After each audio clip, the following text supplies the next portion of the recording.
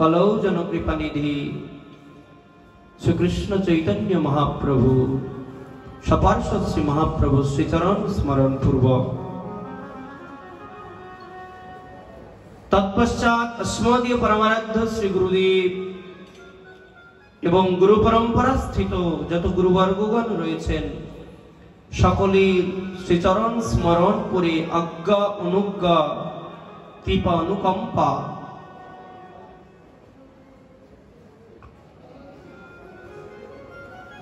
নিয়ে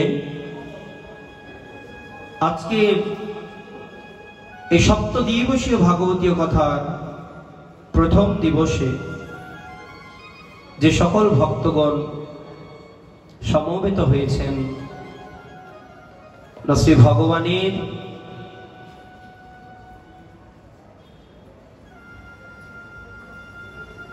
যে লীলা মহিমাগুলো রয়েছে এবং শ্রী ভগবানের যে লীলাগুলো রয়েছে একটু আস্বাদন করবার জন্য আমরা সংসারী জীব, সংসারের বেড়াজালে বদ্ধ হয়ে মায়ামোহ বন্ধনে আবদ্ধ হয়ে আমরা ভগবানকে ডাকতে ভুলে যাই। মহাজন বললেন, আমাদের দুঃখ কখন হয় জানেন? আমাদের দুঃখ কখন হয়? মহাজন বললেন, যখন আমরা ভগবানকে ভুলে যাই, ওই ভগবানের অনুপস্থিতিটাই হলো দুঃখ। কেন? স্বাভাবিকভাবে মহাজন তো এই জড় জগৎকে দুঃখের জগৎ বলেছেন। দুঃখালয়ম অশাশ্বতম, এই জড় জগৎ হচ্ছে দুঃখের জগৎ। আর এই জড় জগতে আসলে কি না, প্রতি পদম পদম কম বিপদম, প্রতি পদে পদে বিপদ। ঔষধালয়ে গেলে যেমন ঔষধ পাওয়া যায় গো, বস্ত্রালয়ে গেলে যেমন বস্ত্র পাওয়া যায়, বাসনালয়ে গেলে যেমন বাসন কোষণ পাওয়া যায়, মহাজন এই জড় জগতের নাম দিয়েছেন দুঃখালয়। ঔষধের দোকানে গিয়ে কি আপনারা জামা কাপড় কিনতে পারবেন? ঠিক তদ্রুপ এই জড় জগতে এসে মহাজন তো নাম দিয়েছেন দুঃখালয়। এই দুঃখের জগতে এসে কি সুখী থাকা যায় গো? এই কারণে এই দুঃখের ওই ঔষধালয়ে গিয়ে যেমন বাসন কোষণ কাপড় পোশাক পরিচ্ছেদ গুলো চাওয়া বোকামি, ঠিক তদ্রুপ এই দুঃখের জগতে এসে কেউ যদি সুখের পিছনে ছুটে, কেউ যদি সুখের পিছনে ঘুরে বেড়ায়, মহাজন তাকেও বললেন পরম বোকা। তাহলে সুখ কোথায়? আমরা সংসারে মায়াজালে বদ্ধ হয়ে আমরা ভগবানকে বিস্মৃত হই, ভগবানকে ভুলে যাই। আর যখনই আমরা ভগবানকে ভুলে যাই, তখনই মায়া মোহ অন্ধকার আমাদেরকে আচ্ছন্ন করে রাখে, আমাদেরকে আবদ্ধ করে রাখে। কৃষ্ণদাস কবিরাজ গোস্বামী মহারাজ বললেন, কৃষ্ণ ভুলি যেই জি অনাদি বহির্মুখ, অতএব মায়া তারে দেয় সংসার দুঃখ। কৃষ্ণ ভুলি যেই জীব অনাদি বহির্মুখ, অতএব মায়া তারে দেয় সংসার। আমরা দুঃখটা কখনই পাই, আমরা সংসারে কখন আবদ্ধ হয়ে যাই জানেন? যখন আমরা এসে ভগবানকে ভুলে যাই, অর্থাৎ আমাদের আগমনের উদ্দেশ্য ভুলে যাই, মানব জীবনের উদ্দেশ্য ভুলে যাই। তাহলে মানব জীবনের উদ্দেশ্য কি গো? মহাজন বলছেন, হরি ভজন হলো একমাত্র উদ্দেশ্য। হরি ভজনই হলো মানব জীবনের একমাত্র উদ্দেশ্য। আপনি বাজারে গেলেন কিসের জন্য? বাসা থেকে গিন্নি বলে দিল যে বাজারে যাবে, ভালো ভালো দেখে কিছু পাকা পাকা পেঁপে আনবে। কেন? আজকে মধ্যাহ্ন ভোগে ভগবানকে অন্যের সঙ্গে পেঁপে দেব। আপনি বাজারে গেলেন, সকল কিছু কিনলেন, কিন্তু ওই আকাঙ্ক্ষা অনুযায়ী পেঁপেটা আনতে ভুলে গেলেন। বাসায় গেলে আপনাকে সুখে থাকতে দিবে গিন্নি? হ্যাঁ, বলবে একটা সামান্য জিনিস সদাইয়ের কথা বলেছি, সেটা ভুলে গেলে, এটা আনতে পারলে না। স্বাভাবিকভাবে বিচার করুন। আমরা যখন জড়জগতে ভগবান যখন পাঠালেন, আমরা তো সবাই ছিলাম একদিন ভগবত ধামে। এসেছি কিসের জন্য? ভগবত ভজনের জন্য, ভগবানকে আরাধনা করবার জন্য। আরাধনানং সর্বেষাং বিষ্ণু আরাধনম পরম। আমরা ভগবানকে, বিষ্ণুকে আরাধনার জন্য এসেছি, ভগবানকে আরাধনার জন্য এসেছি। কিন্তু এসে আমরা সংসার মায়ামোহ বন্ধনে আবদ্ধ হয়ে সেই পরম প্রভুকে, পরম পিতাকে ভুলে গেছি। আর যখনই পরম পিতাকে ভুলে যাই, পরম প্রভুকে ভুলে যাই, তখনই মায়া মোহ দুঃখ রূপী অন্ধকার আমাদেরকে গ্রাস করে দেয়। কৃষ্ণ ভুলি যেই জীব ভগবান চকরে, অতএব মায়া তারে জাপটিয়া ধরে। আর যখন আমরা সংসারে এসে কৃষ্ণকে ভুলে যাই, তখনই মায়া আমাদেরকে জাপটে ধরে। আর মায়া যখন জাপটে ধরে, 3 প্রকারের ক্লেশ আমরা প্রাপ্ত। গীতা বলছে আদি দৈবিক, আদি ভৌতিক এবং আধ্যাত্মিক। আদি দৈবিক ক্লেশ কি? আদি দৈবিক ক্লেশ হলো অন্য দেবতার দ্বারা যেই ক্লেশ প্রাপ্ত হয়, সেটা হচ্ছে আদি দৈবিক ক্লেশ। যেমন এই যে 2 দিন যাবৎ বন্যা হচ্ছে, কাল বৈশাখী ঝড় হচ্ছে, এটা প্রকৃতির নিয়ম, এটা দেবতাদের দ্বারা প্রাপ্ত হয়। আপনারা ভাগবতে দেখবেন, যখন নন্দ মহারাজ দেবরাজ ইন্দ্রের উদ্দেশ্যে যজ্ঞ করার জন্য গিয়েছিল, ভগবান তখন ইন্দ্রের যজ্ঞকে বন্ধ করে দিয়ে গোবর্ধন এবং গোবর্ধনের সন্তুষ্টি বিধানের জন্য সেই গিরি গোবর্ধনের তটে গোবর্ধন পূজার আয়োজন করেছিল। তাহলে এখানে দেখতে পাওয়া যায়,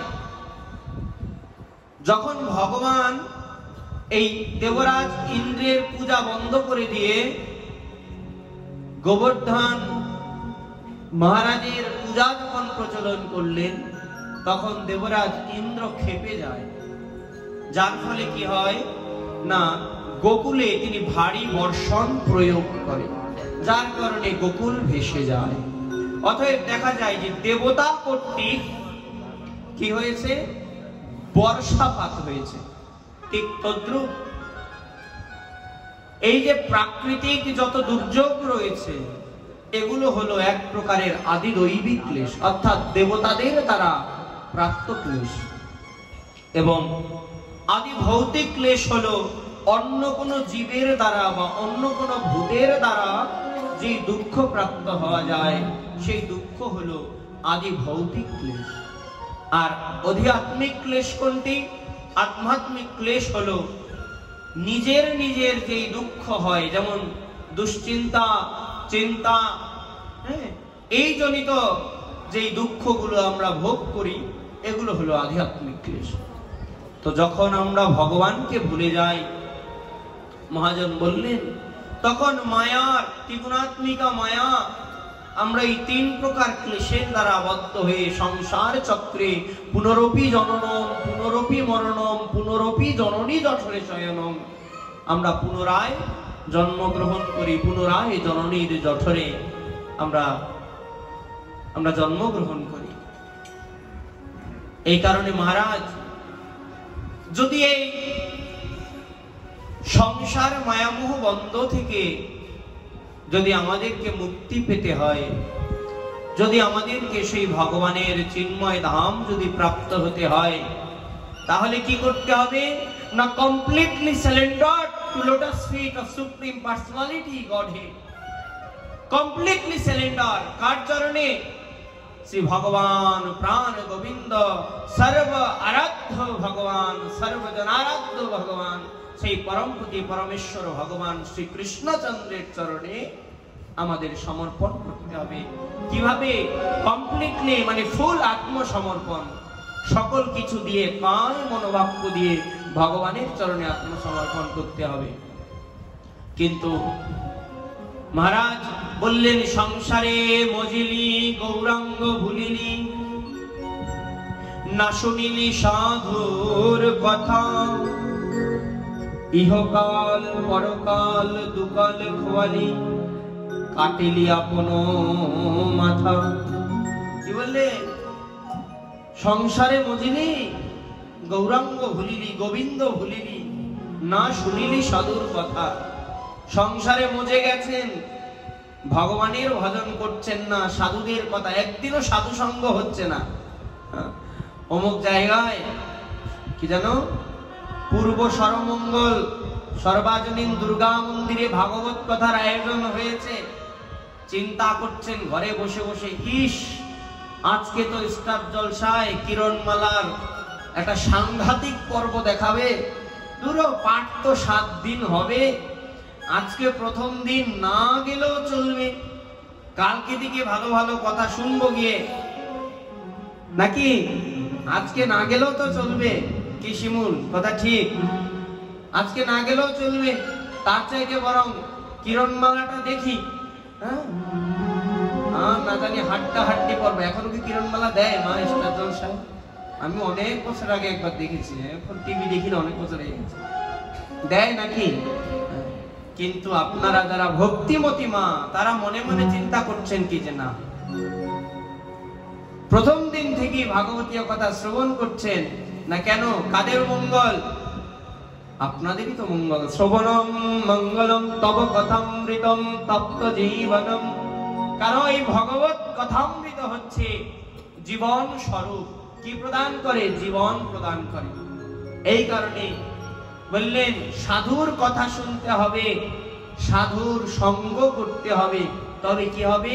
না শুনিনি সাধুর কথা, যদি সাধুর কথা না শুনেন তাহলে কি হবে গো মা?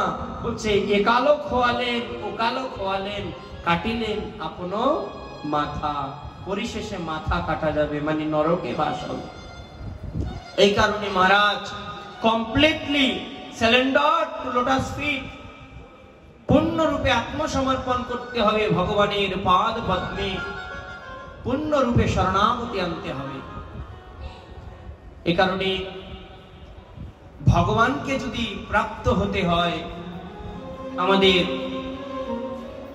ভগবানের যে শরণাগতি রয়েছে, ভগবানের চরণে পূর্ণরূপে শরণ গ্রহণ করতে হবে। শাস্ত্র এবং মহাজন ভগবানের চরণে স্মরণের বা ভগবত পাদ পদ্ম স্মরণের 6টি দৃষ্টান্ত দিয়েছেন, অর্থাৎ 6 রকম ভাবে ভগবানের চরণে আত্মসমর্পণ করা যায়, শরণাগত হওয়া যায়। দৈন আত্মনিবেদনম গৌতীর্থে বরণ অবশ্য রক্ষিবে কৃষ্ণ বিশ্বাস পালন। ভক্তির অনুকূল গ্রহণ প্রতিকূল মাত্র বর্জন। ভগবানের চরণে যে স্মরণাগতি রয়েছে, সরঙ্গ শরণাগতি, এই শরণাগতি হচ্ছে 6 প্রকার। তার মধ্যে মহারাজ প্রথমেই শরণাগতির যে মূল এট ফার্স্ট যেটিকে নির্দেশ দেওয়া হলো, সেটি হচ্ছে দৈনতা। অর্থাৎ যিনি ভগবানের চরণে নিজেকে আত্মসমর্পণ করবেন, তাকে হৃদয় হতে দৈন হতে হবে। কেন দৈন হতে হবে? কেন মহাজন? মহারাজ, দৈনতা হলো সাধুদের ভূষণ, দৈনতা হলো সাধুদের প্রকৃত ভূষণ। বলছে আমরা তো জানি সাধুদের ভূষণ মালা তিলক, ওটা বাহ্যিক ভূষণ। সাধুদের বাহ্যিক 5টি ভূষণ। প্রথম হলো শুদ্ধ বস্ত্র বা শ্বেত শুভ্র বসন বা কৌপিন বহির্বাস, যে যেরকম পড়ে, যার আশ্রম অনুসারে নির্দিষ্ট বসন রয়েছে সেই বসন। দ্বিতীয় হলো তুলসী কণ্ঠী মালা, অর্থাৎ গলায় মালা। তৃতীয় হলো দ্বাদশাঙ্গে তিলক। চতুর্থ হলো শিখা সূত্র, অর্থাৎ শিরে শিখা থাকবে, চৈতন্য শিখা, এবং সূত্র, যিনি সূত্রাধিকারী অর্থাৎ যার সূত্র নেওয়ার অধিকার আছে তিনি যজ্ঞ সূত্র করবেন। এবং আর কি বললেন, পঞ্চম হলো এই জপমালিকা বা অধরে কৃষ্ণ নাম। যিনি সাধু হবেন তার এই 5টি ভূষণ মাস্ট বি থাকতে হবে। এখন অনেকে বলে সাধু সেজো না, সাধু হও।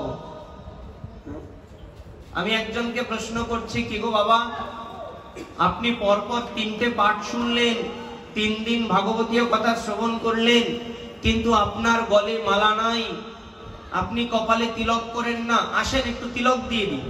এই কথা বলে ওই যে আজকে আমার সঙ্গে দেখা করবার জন্য গিয়েছে, কপালে তিলক নাই। আমি ওদেরকে বললাম যে আগে কপালে তিলকটা দাও, তিলক সেবা করে দাও। কারণ ভাগবতীয় কথা শ্রবণ করতে যদি যেতে হয়, স্কুলে যেতে হলে যেমন স্কুলের, কলেজের, ভার্সিটির নির্ধারিত পোশাকটা পরিধান করে যেতে হয়, ঠিক তদ্রূপ সাধু সঙ্গে এলে, ভগবত ভক্ত সঙ্গে এলে সাধু সঙ্গের পোশাকটাও পরিধান করে আসতে হয়। তো আমি ডাকলাম তিলক করবার জন্য। বললেন, বাবা অপরাধ ক্ষমা করবেন, আমরা মালা তিলক ধারণ করি না। বলছেন কেন? বলছেন আমাদের গুরু মহারাজরা বলেন সাধু সাজো, সাধু হও, সাধু সাইজো না। এই কারণে আমরা সাধু সাজি না, হৃদয় থেকে সাধু হওয়ার চেষ্টা করি। তখন আমি বলছিলাম, ধরুন আপনার পুলিশে চাকরি হয়েছে, তার মানে কি আপনি পুলিশ হচ্ছেন, পুলিশ হবেন, তাহলে পুলিশ হওয়ার আগে আপনাকে ট্রেনিং দিতে হবে। আবার ট্রেনিং যদি দিতে যান, ট্রেনিং হয়ে গেল কমপ্লিটলি, আপনি পুলিশের খেতাব পেয়ে গেলেন, প্রশংসাপত্র পেয়ে গেলেন। এবার আপনি যদি পুলিশের নির্ধারিত পোশাক না পরে যান, আপনাকে কেউ মানবে পুলিশ হিসেবে? ঠিক তদ্রূপ সাধু সেজো না, সাধু হও। আরে সাধু হতে হলেও তো সাধু সাজতে হবে। আপনি মালা তিলক করলেন না, আপনি মালা তিলকের মাহাত্ম্য কি করে জানবেন? আপনি ধুতি পরলেন না, আপনি ধুতির মাহাত্ম্য কি করে জানবেন? আরে মাহাত্ম্যটা জানতে হলেও তো পরিধান করা উচিত। অনেকে বলে যে আমরা মালা তিলক ধারণ করব, আমিষাদি গ্রহণ করি, কি করে ধারণ করব? আবার অনেকে বলে, বাবা আপনি তো মালা তিলক করতে বলেন, মালা পরতে বললেন, তো মালা যে পরবো, মিথ্যা কথা তো ছাড়তে পারি না। তখন আমি বলছি, আপনি মিথ্যে কথা ছাড়তে পারেন না, তাই বলে মালা পরেন না, তাহলে আপনি কি জিন্দিগি তো সত্য কথা বলবেন না, মানে মিথ্যা কথাই বলে যাবেন সারা জীবন? তো বলছেন না, তা কি করে হয়? অবশ্যই মানুষ হয়েছি, সত্যের ধর্ম তো পালন করতে হবে। তাই আমি কই, তাহলে ওই মিথ্যা কথাটা বন্ধ করতে হইলেও মালাটা পরিধান করা উচিত। তো বলে, না বাবা এটা কেমন যেন হয়ে যায়, মাছ মাংস খাই এখনই মালা দেব গলায়।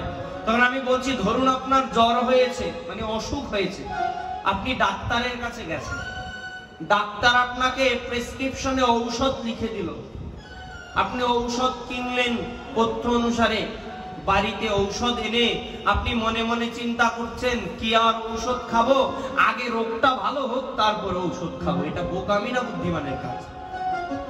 ঔষধ খাইয়ে রোগ ভালো করবে নাকি রোগ ভালো করবে তার জন্য ঔষধ খাবে, কোনটা?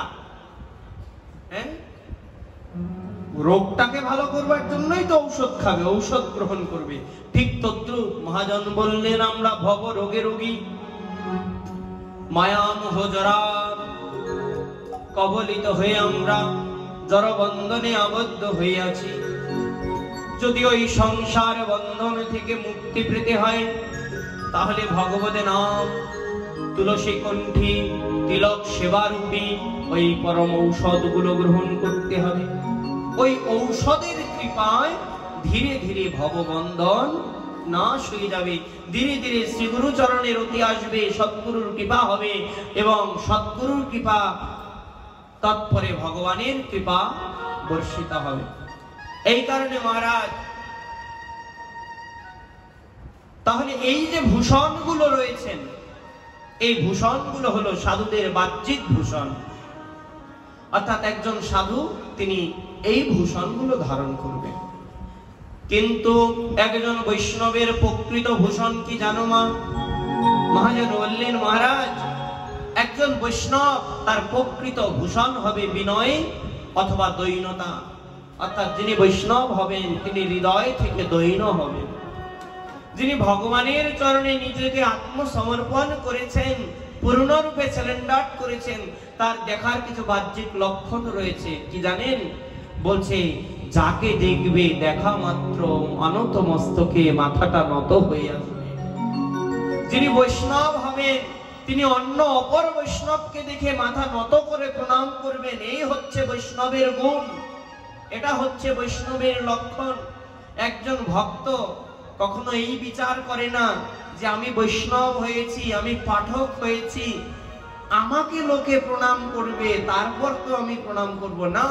মহাজন বললেন, বড়কে জানো যে আগে দেখে প্রণাম করে, বৈষ্ণব চরণকে বক্ষে ধারণ করে। মহাপ্রভু বললেন, সেই হলো বড়। বৈষ্ণবে দেখিয়া যে বা প্রভু কহি বলে, এই বেটায় আমার দাস ধর তার চুলে। বৈষ্ণব দেখিয়া যে বা ধর এ চরণ, তাহার বক্ষে মহাপ্রভু করেন নর্তন। বৈষ্ণব দেখিয়া যে বা নানয় মুন্ড, তার মুন্ড পরে গিয়া নরকের কুণ্ড। কত সুন্দর কথা বলেছেন না? যিনি বৈষ্ণব দেখে বৈষ্ণবের চরণকে বক্ষে ধারণ করেন, বলছে সাক্ষাৎ মহাপ্রভু তার বক্ষে নৃত্য করেন। আর যিনি বৈষ্ণবকে দেখে অহংকার হয়ে মস্তক উন্নীত রাখেন, প্রণাম পর্যন্ত করেন না, বলছে অন্তিমে ওই মস্তক দিয়ে নরকের অন্ধকার অগ্নিতে জ্বলে। এই কারণে ওই সাধু সঙ্গে এসে আমাদের উচিত ওই ভক্তের চরণ ধুলি অঙ্গে ধারণ করা। হ্যাঁ, ওই ভক্তের চরণ ধুলিকে মস্তকে ধারণ করা। তাতে কি হয় না, ওই বৈষ্ণব পদ রেণুর কৃপায় জন্ম জন্মান্তরের সকল পাপ হরণ হয়ে যায়। এ কারণে যিনি বৈষ্ণব হবেন তিনি হৃদয় হতে দৈন্য হবেন। যিনি ভক্ত হবেন তিনি হৃদয় হতে দৈন্য হবেন। মহাপ্রভু প্রাকট্য সময়ে ভক্তদের জন্য কি রেখে গেলেন? নিজের রচনা করা তেমন কোন গ্রন্থ মহাপ্রভু রেখে যান নাই, কিন্তু তিনি একটি পরম সম্পদ দান করে গেছেন। 8টি শ্লোক সম্বলিত শ্রী শ্রী শিক্ষা অষ্টকমে মহাপ্রভু সকল মানব জাতির জন্য একটি সম্পদকে তিনি প্রদান করে গেলেন। এই 8টি শ্লোকে মহাপ্রভু একটি শ্লোকে বললেন, আমাদের বৈষ্ণবদের দৈন্যতাটা কেমন হবে জানেন? বলছেন 5 ভাবে যিনি ভক্ত হবেন, যিনি বৈষ্ণব হবেন, যার মধ্যে দৈন্যতা থাকবে, এই 5 ভাবে দৈন্যতা প্রদর্শিত হবে। কিরকম? বলছে, তৃণদপি শুনিছেন তরুরীব সহিষ্ণু না আমানীন মনোদীন কীর্তনীয় সদা প্রিয়। যিনি বৈষ্ণব হবেন তিনি কি হবেন না, তৃণদপি শুনিছেন, নিজেকে তৃণের চাইতেও অধম মনে করবেন। তৃণ বোঝেন তো? তৃণ দুর্বা ঘাস। ওই রাস্তার ধারে, মাঠে, পথে, প্রান্তরে অনেক ঘাস উঠে, ঘাস জন্মায়। পথের চলায় আমরা ওই তৃণগুলো মারিয়ে চলে যাই। কখনো মাথা উঁচু করে কি তৃণ প্রতিবাদ করেন? বলছে যিনি বৈষ্ণব হবেন তিনি নিজেকে তৃণের চাইতেও অধম মনে করবেন। অর্থাৎ এটা হলো একটা গুণ। আর কি? তরুরিব সহিষ্ণু না। তরু মানে বৃক্ষ। একটি বৃক্ষ যেমন সহিষ্ণু, পথের প্রান্তরে চলায় কত গাছের ডালপালা ছিন্ন করে যান, বিনিময়ে কি বৃক্ষ প্রতিবাদ করে? বিনিময়ে বৃক্ষ আপনাকে ডাল দিয়ে বাড়ি দেয় না। বলছে একটি তরুর চাইতেও সহিষ্ণু হতে হবে। কত ঝড় ঝঞ্ঝাটকে সহ্য করে মাথা উঁচু করে দাঁড়িয়ে থাকে। এই বৃক্ষের মতো ধৈর্য শক্তি একজন বৈষ্ণবের মধ্যে থাকতে হবে। শ্রদ্ধেয় রামকৃষ্ণ পরমহংস দেবের কাছে যখন স্বামী বিবেকানন্দ মানে নরেন দত্ত গেলেন,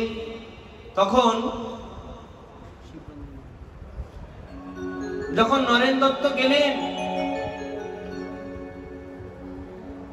একটি উপদেশ করলেন পরমহংসদেব।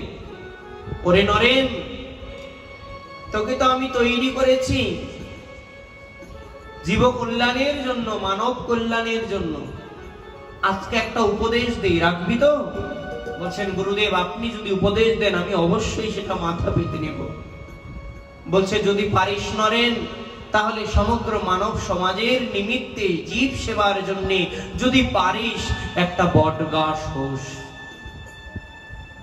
বিবেকানন্দকে বটগাছ হতে বললেন কেন? বলছেন একটি বটগাছ যেমন পথে প্রান্তরে আপনি ভাবে থাকে, দৃঢ় হয়ে থাকে, নিজের কর্তব্য ভোলে না, সর্বদা অন্যকে সাহায্য করবার জন্য নিজের পত্রগুলোকে বিচরণ করে।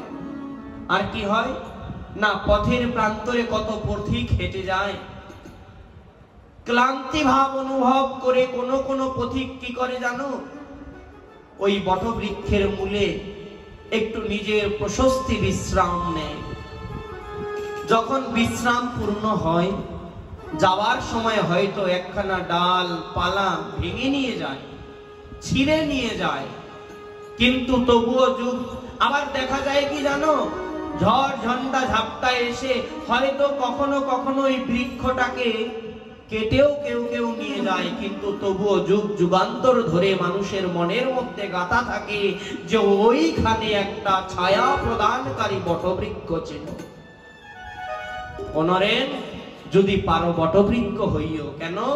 বলছে জীবের কল্যাণে লাগবে, যাওয়ার সময় হয়তো তোমার দু একটা ক্ষতি করে দিয়ে যাবে, তবুও মানুষ যুগ যুগান্তর ধরে মনে রাখবে যে ওইখানে সেই বটের মতো ধর্ম নিয়ে একজন মহাপুরুষ ছিল। এই কারণে বললেন কি জানো, আমাদের জন্ম যখন হয়েছে মানব জগতে, ভারত ভূমিতে জন্ম হইল যার, জন্ম সার্থক করি করো পর উপকার। আমাদের ভারত ভূমিতে যখন জন্ম হয়েছে, এই ভারত ভূমিতে জন্মগ্রহণ করে উচিত কি না এই জন্ম সার্থক করে পরের উপকার করা। বলছে পরের উপকার করব মহারাজ কি করে? যার ঘর নাই তাকে ঘর করে দিব, যে খেতে পারছে না তাকে খাবার প্রদান করব, এইভাবে পরের উপকার করব। বলছে এই উপকার কিন্তু ওটা ক্ষণস্থায়ী। যদি চিরস্থায়ী উপকার করতে পারো তবে পরম মঙ্গল। মহাজন বললেন এই চিরস্থায়ী উপকারটা কখন হবে? বলছে যখন কাউকে হাতে করে ধরে নিয়ে শ্রী ভগবানের চরণে সমর্পণ করবে, তখনই হবে চিরতরের মতো উপকার। এই কারণে বললেন মহারাজ, যখন তুমি এসেছিল ভবে, কেঁদেছিলে তুমি, হেসেছিল সবে।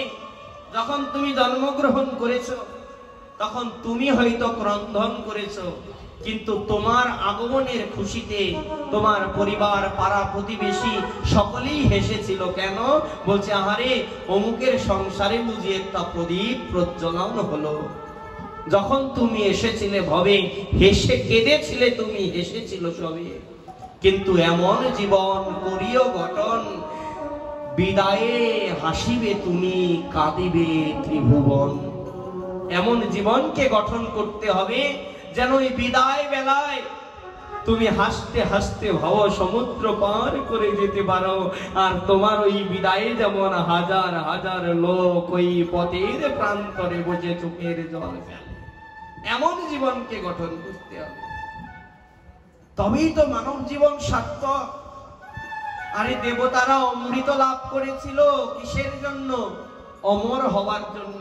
অমর হওয়ার জন্য কি শুধু অমৃতই লাগে গো মা? শুধু অমৃত খেয়ে কি অমর হওয়া যায়? এই ব্যতীত কি অমর হওয়া যায় না? অবশ্যই যায়। কিসের দ্বারা? সৎকর্মের দ্বারা।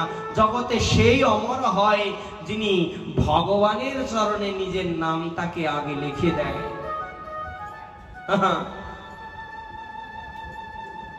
ভগবান যমরাজকে বলছেন, যমরাজ জানো তো, আমি মানুষকে সৃষ্টি করার পূর্বে সবার মাথার উপরে একখানা ডায়েরি দিয়েছি। ওই ডায়েরির প্রথম পাতাটা আমি লিখেছি, মানে কোথায় জন্ম হবে, এবং ডায়েরির শেষ পাতাটাও আমার হাতে লেখা, মানে কোথায় মৃত্যু হবে। জন্ম এবং মৃত্যু ভগবানের হাতে। কিন্তু জানো, আমি ডায়েরির কিছু পাতা খালি রেখেছি। বলছেন, প্রভু প্রথম পাতাও লিখে দিলেন, শেষের পাতাও লিখে দিলেন, মাঝখানের গুলোও লিখে দিন। বলছে, না না না না, মাঝখানের পাতাগুলো পূরণ করা আমার কর্তব্য নয়। ওই পাতাগুলো খালি রেখেছি কেন জানো? বলছে, প্রথম পাতা লিখেছি কোথায় জন্ম হবে, শেষ পাতা লিখেছি কোথায় মৃত্যু হবে, আর খালি পাতাটা লিখেছি কেন জানো? যেন ওই খালি পাতায় আমার ভক্তরা কৃষ্ণ নাম দিয়ে লিখে দিতে পারে। এই কারণে বললেন যে ভগবানের চরণে যদি আত্মসমর্পণ করতে পারেন তবেই একমাত্র পরম সুখ, তবেই একমাত্র আমাদের মানব জীবনের উদ্দেশ্য। এই প্রকৃত উদ্দেশ্যই হলো না ভগবত ভজন, হরি ভজন এবং ভগবত চরণে আত্মসমর্পণ।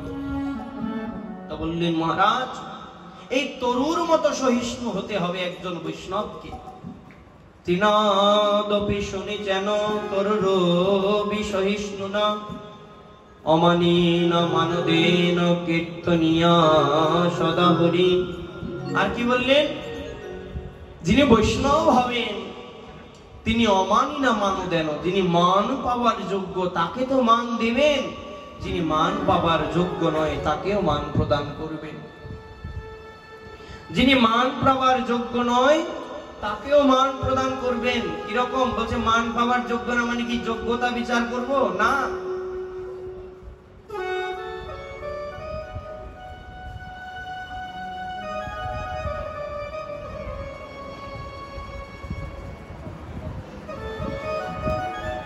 কিরকম ভাবে? বলছে, মান পাবার যোগ্য নয় তাকে মান প্রদান করব, মানে কথাটা বুঝলাম না মহারাজ। আসলে আমরা তো এখন ভজন বিচার করি বয়স দেখি, আমরা তো ভজন বিচার করি অল্প বয়স, কতদিন এসেছে ভক্তি জীবনে, একে প্রণাম করব, এ কি ভক্ত হতে পারে?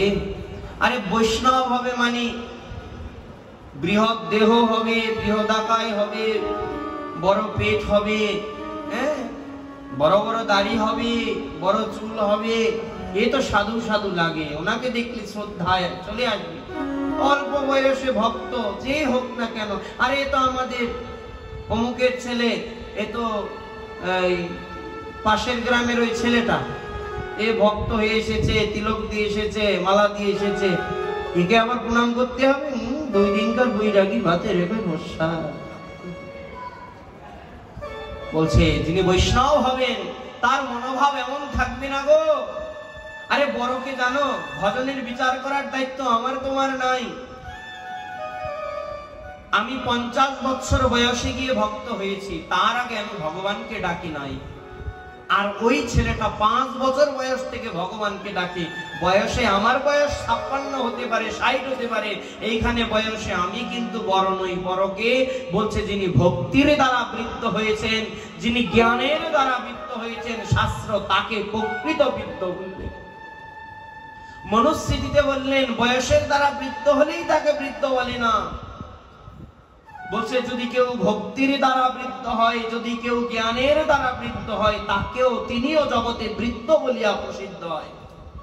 এই কারণে মহারাজ, অমানি না মানদেন, যাকে মনে করছি এ আমাদের হারুর ছেলে, নারুর ছেলে, কারুর ছেলে, কাজলের ছেলে, তমালের ছেলে, আমি একে শ্রদ্ধা করব, একে বৈষ্ণব হতে পেরেছে, এই বিচার করা যাবে না। বলছে যদি কেউ ভগবানের চরণে আত্মসমর্পণ করেন তৎক্ষণাৎ তিনি মুক্ত পুরুষে রূপান্তরিত হন। এই কারণে ভগবত চরণে শরণাগত ব্যক্তি 5 বছর বয়সী হোক বা বা 50 বছর বয়সী, দেখা মাত্র চরণে প্রণাম করে তাকে শ্রদ্ধা নিবেদন করতে হবে। এই কারণে মহারাজ অমানিনা মানদেন, প্রত্যেককে মান প্রদান করতে হবে। পথে দিয়ে একজন চলে যাচ্ছে, দেখা মাত্র তাকে কৃষ্ণ উপদেশ করতে হবে, হরে কৃষ্ণ জয় নিতাই জয় রাধে বলে সম্বোধন করতে হবে। রাস্তা দিয়ে একজন হেঁটে যাচ্ছে, আপনাকে দেখে নাই, আপনি তো দেখেছেন, সঙ্গে সঙ্গে ডেকে বলবেন জয় নিতাই হরে কৃষ্ণ, কুশল বিনিময় করবেন। যিনি বৈষ্ণব তার গুণী হলো এটা, নিজে কৃষ্ণ ভজন করবে, অন্যকেও কৃষ্ণ উপদেশ দিবে।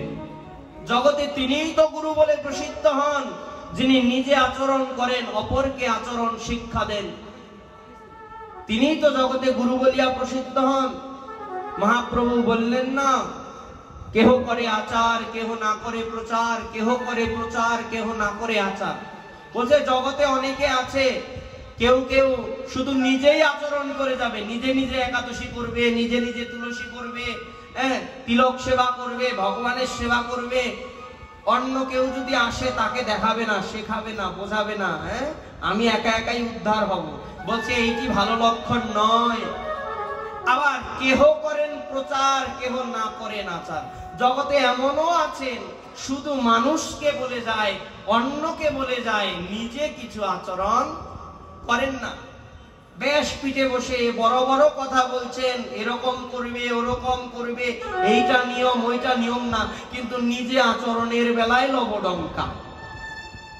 বেশ পিঠে বসে বলছেন আপনারা প্রসাদ বুঝি হবেন, অপ্রসাদীদের হাতে গ্রহণ করবেন না, অপ্রসাদীদের হাতে আপনারা পাঠাদি শ্রবণ করবেন না, কীর্তন শ্রবণ করবেন না। অথচ গিয়ে দেখুন বাড়িতে নিজে ভগবানকে না দিয়ে প্রসাদ পাচ্ছে না, ভগবানকে না দিয়ে পাচ্ছে, প্রসাদ পাচ্ছে না। বলছেন এইরকমও জগতে আছে, শুধু প্রচার করে যায় কিন্তু আচার করেন না। তো মহাপ্রভু বললেন কেহ করেন প্রচার কেহ না করেন আচার, কেহ করেন আচার কেউ না করেন প্রচার। কিন্তু বললেন কি জানো, বলছে আচার প্রচার নামের করহ দুই কার্য, তুমি গুরু তুমি জগতের রাজ্য। তোমাকে আচার যেমন করতে হবে, প্রচারও করতে হবে। তুমি মালা তিলক করছো, পরিধান করছো, তিলক সেবা করছো, তুমি জীবকে শিক্ষা দাও। তুমি কৃষ্ণ নাম করছো, তুমি জীবকে শিক্ষা দাও। তুমি ভগবত ভক্ত সঙ্গ করছো, যাবার সময় মনে মনে ভাবছো আমি গিয়ে শুধু পাঠ শুনবো, আমার পাশে আরো দুইটা ঘর আছে, একটু উকি দিয়ে দেখি তারা গেল কিনা।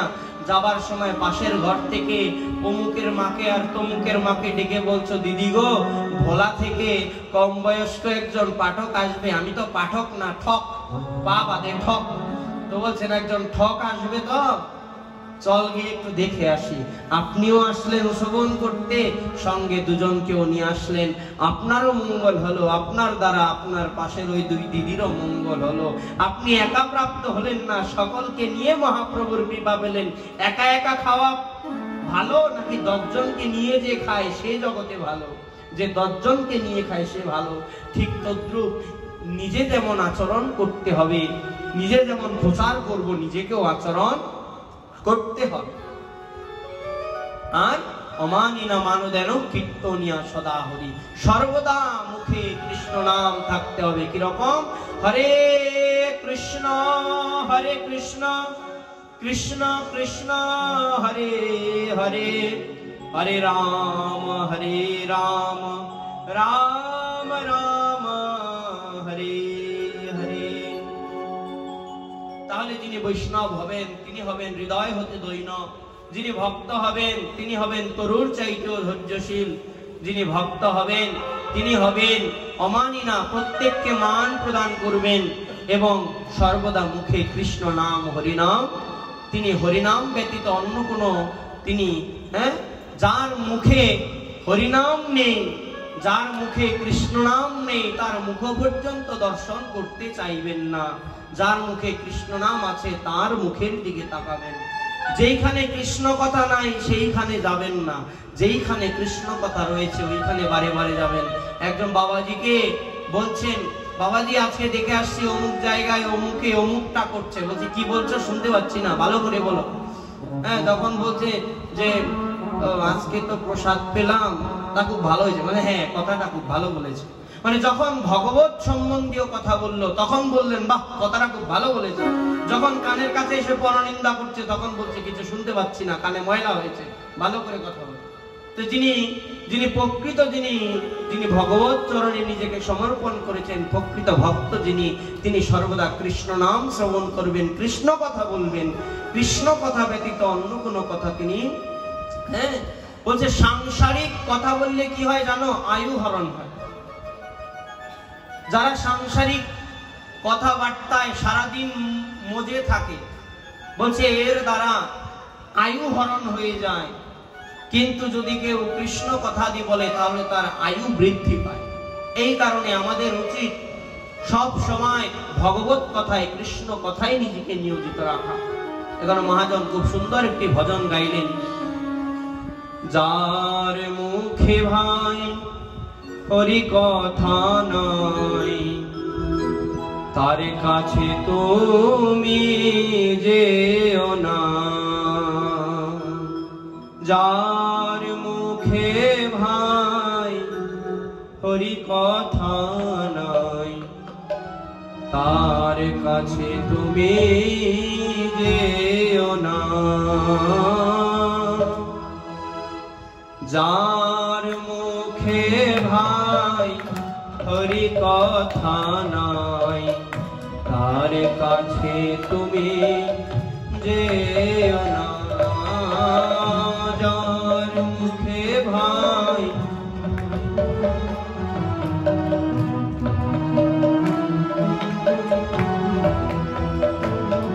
যার মুখ দেখি ভুলে যাবে হরি, তার মুখ পানে চেও না। যার মুখ হেরি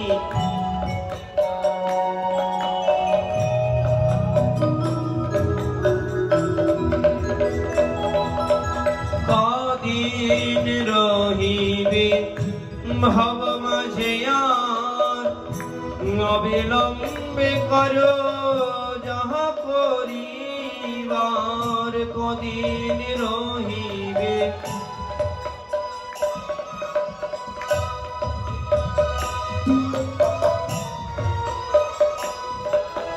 কদিন রহিবে ভব মাঝে আর, অবিলম্বে করো যাহা করিবার। কদিন রহিবে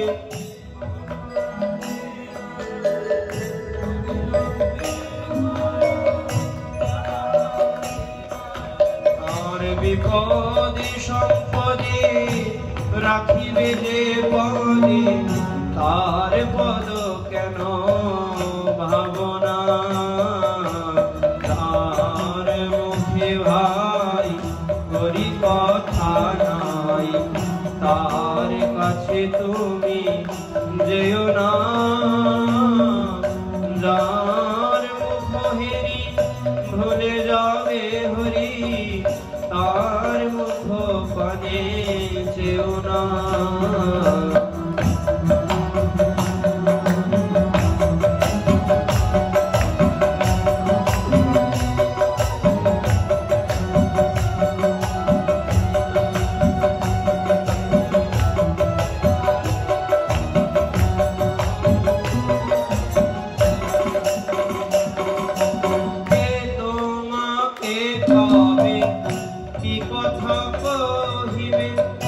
সে কত ভাবিলে আর কি চলিবে, তোমাকে কবে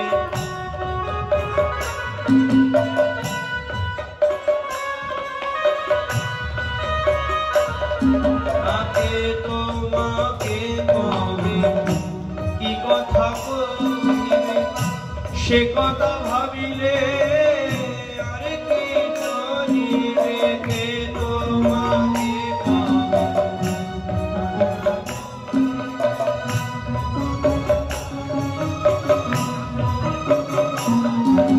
আর বিপদে সম্পদে রাখিবে যে পদে, তার পদ কেন ভাবনা।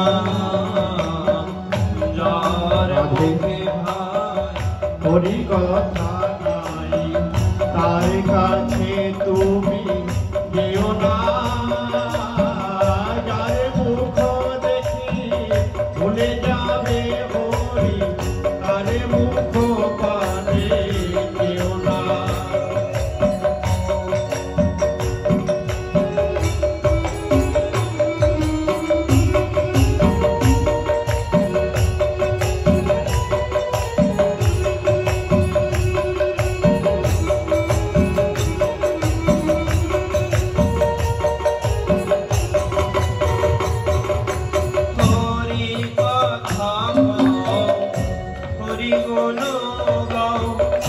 হরি নাম রসে সদা মত্ত হও, হরি কথা কও হরি গুণ গাও, হরি নাম রসে সদা মত্ত আর হরি নাম গীতি গাও নীতি নীতি, অন্য কোন গীতি গেও না। যার মুখে ভাই হরি কথা নাই তার মুখ পানে যেও না, যার মুখ হেরি ভুলে যাবে হরি তার মুখ পানে যেও না। হরি কথা নাই তার কাছে তুমি যেও না, যার মুখ দেখি ভুলে যাবে হরি তার মুখ পানে যেও না।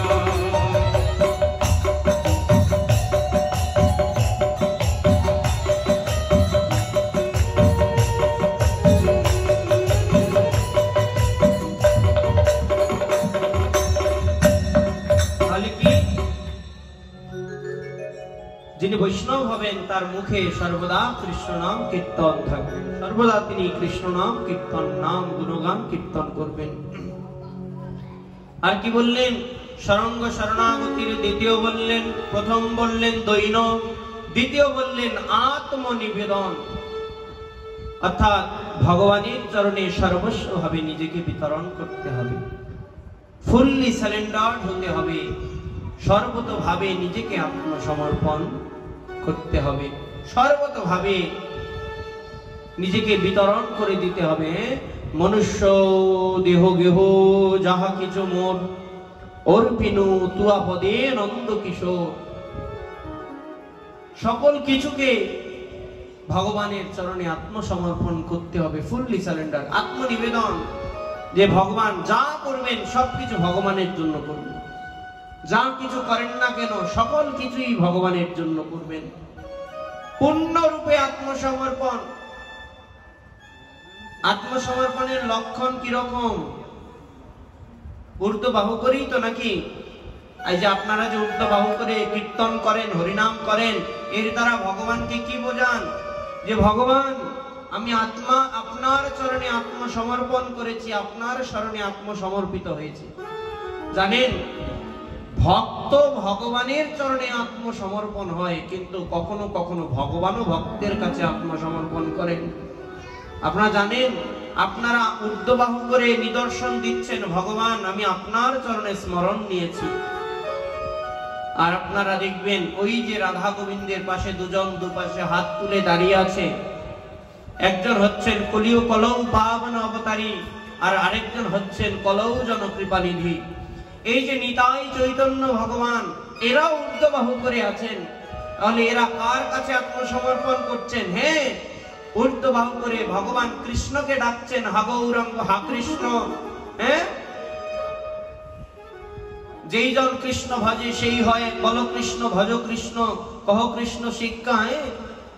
কৃষ্ণকে আত্মসমর্পণ করছেন, কিন্তু কোন কোন মহাজন তাৎপর্য করছেন যে তারা তো ভগবত রূপী, ভক্ত না হয়ে ঊর্ধ্ববাহু করে ভগবানের চরণে আত্মসমর্পণ জানাচ্ছে, তারা তো ভগবান, তারা কেন ঊর্ধ্ববাহু করে আছেন?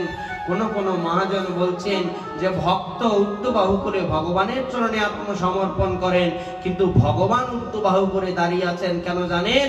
ওই শরণাগত ভক্ত যখন দৃঢ়ভাবে ভগবানের চরণে নিজেকে আত্মসমর্পণ করে নিজেকে বিতরণ করে দেয় ভগবানের চরণে, ভগবান বলছেন যে করে আমার আশ আমি তার করি সর্বনাশ, তবু ছাড়ে না আমার পাশ, তখন তার হই দাসের দাস। ভক্ত যখন সর্বস্ব দিয়ে আমাকে ডাকে, আমার চরণে নিজেকে বিতরণ করে দেয়, ওরে আমি ভগবান নিজেও ভক্তকে ভক্তের মাঝারে আমি নিজেও নিজেকে সমর্পণ করে দেই, ওই ভক্তের জন্য আমি নিজেকে সমর্পণ করে দেই। ভক্তই আমার মাতা পিতা, ভক্তই আমার গুরু, ওই ভক্তের লাগে আমি বাঞ্ছা কল্পতরু।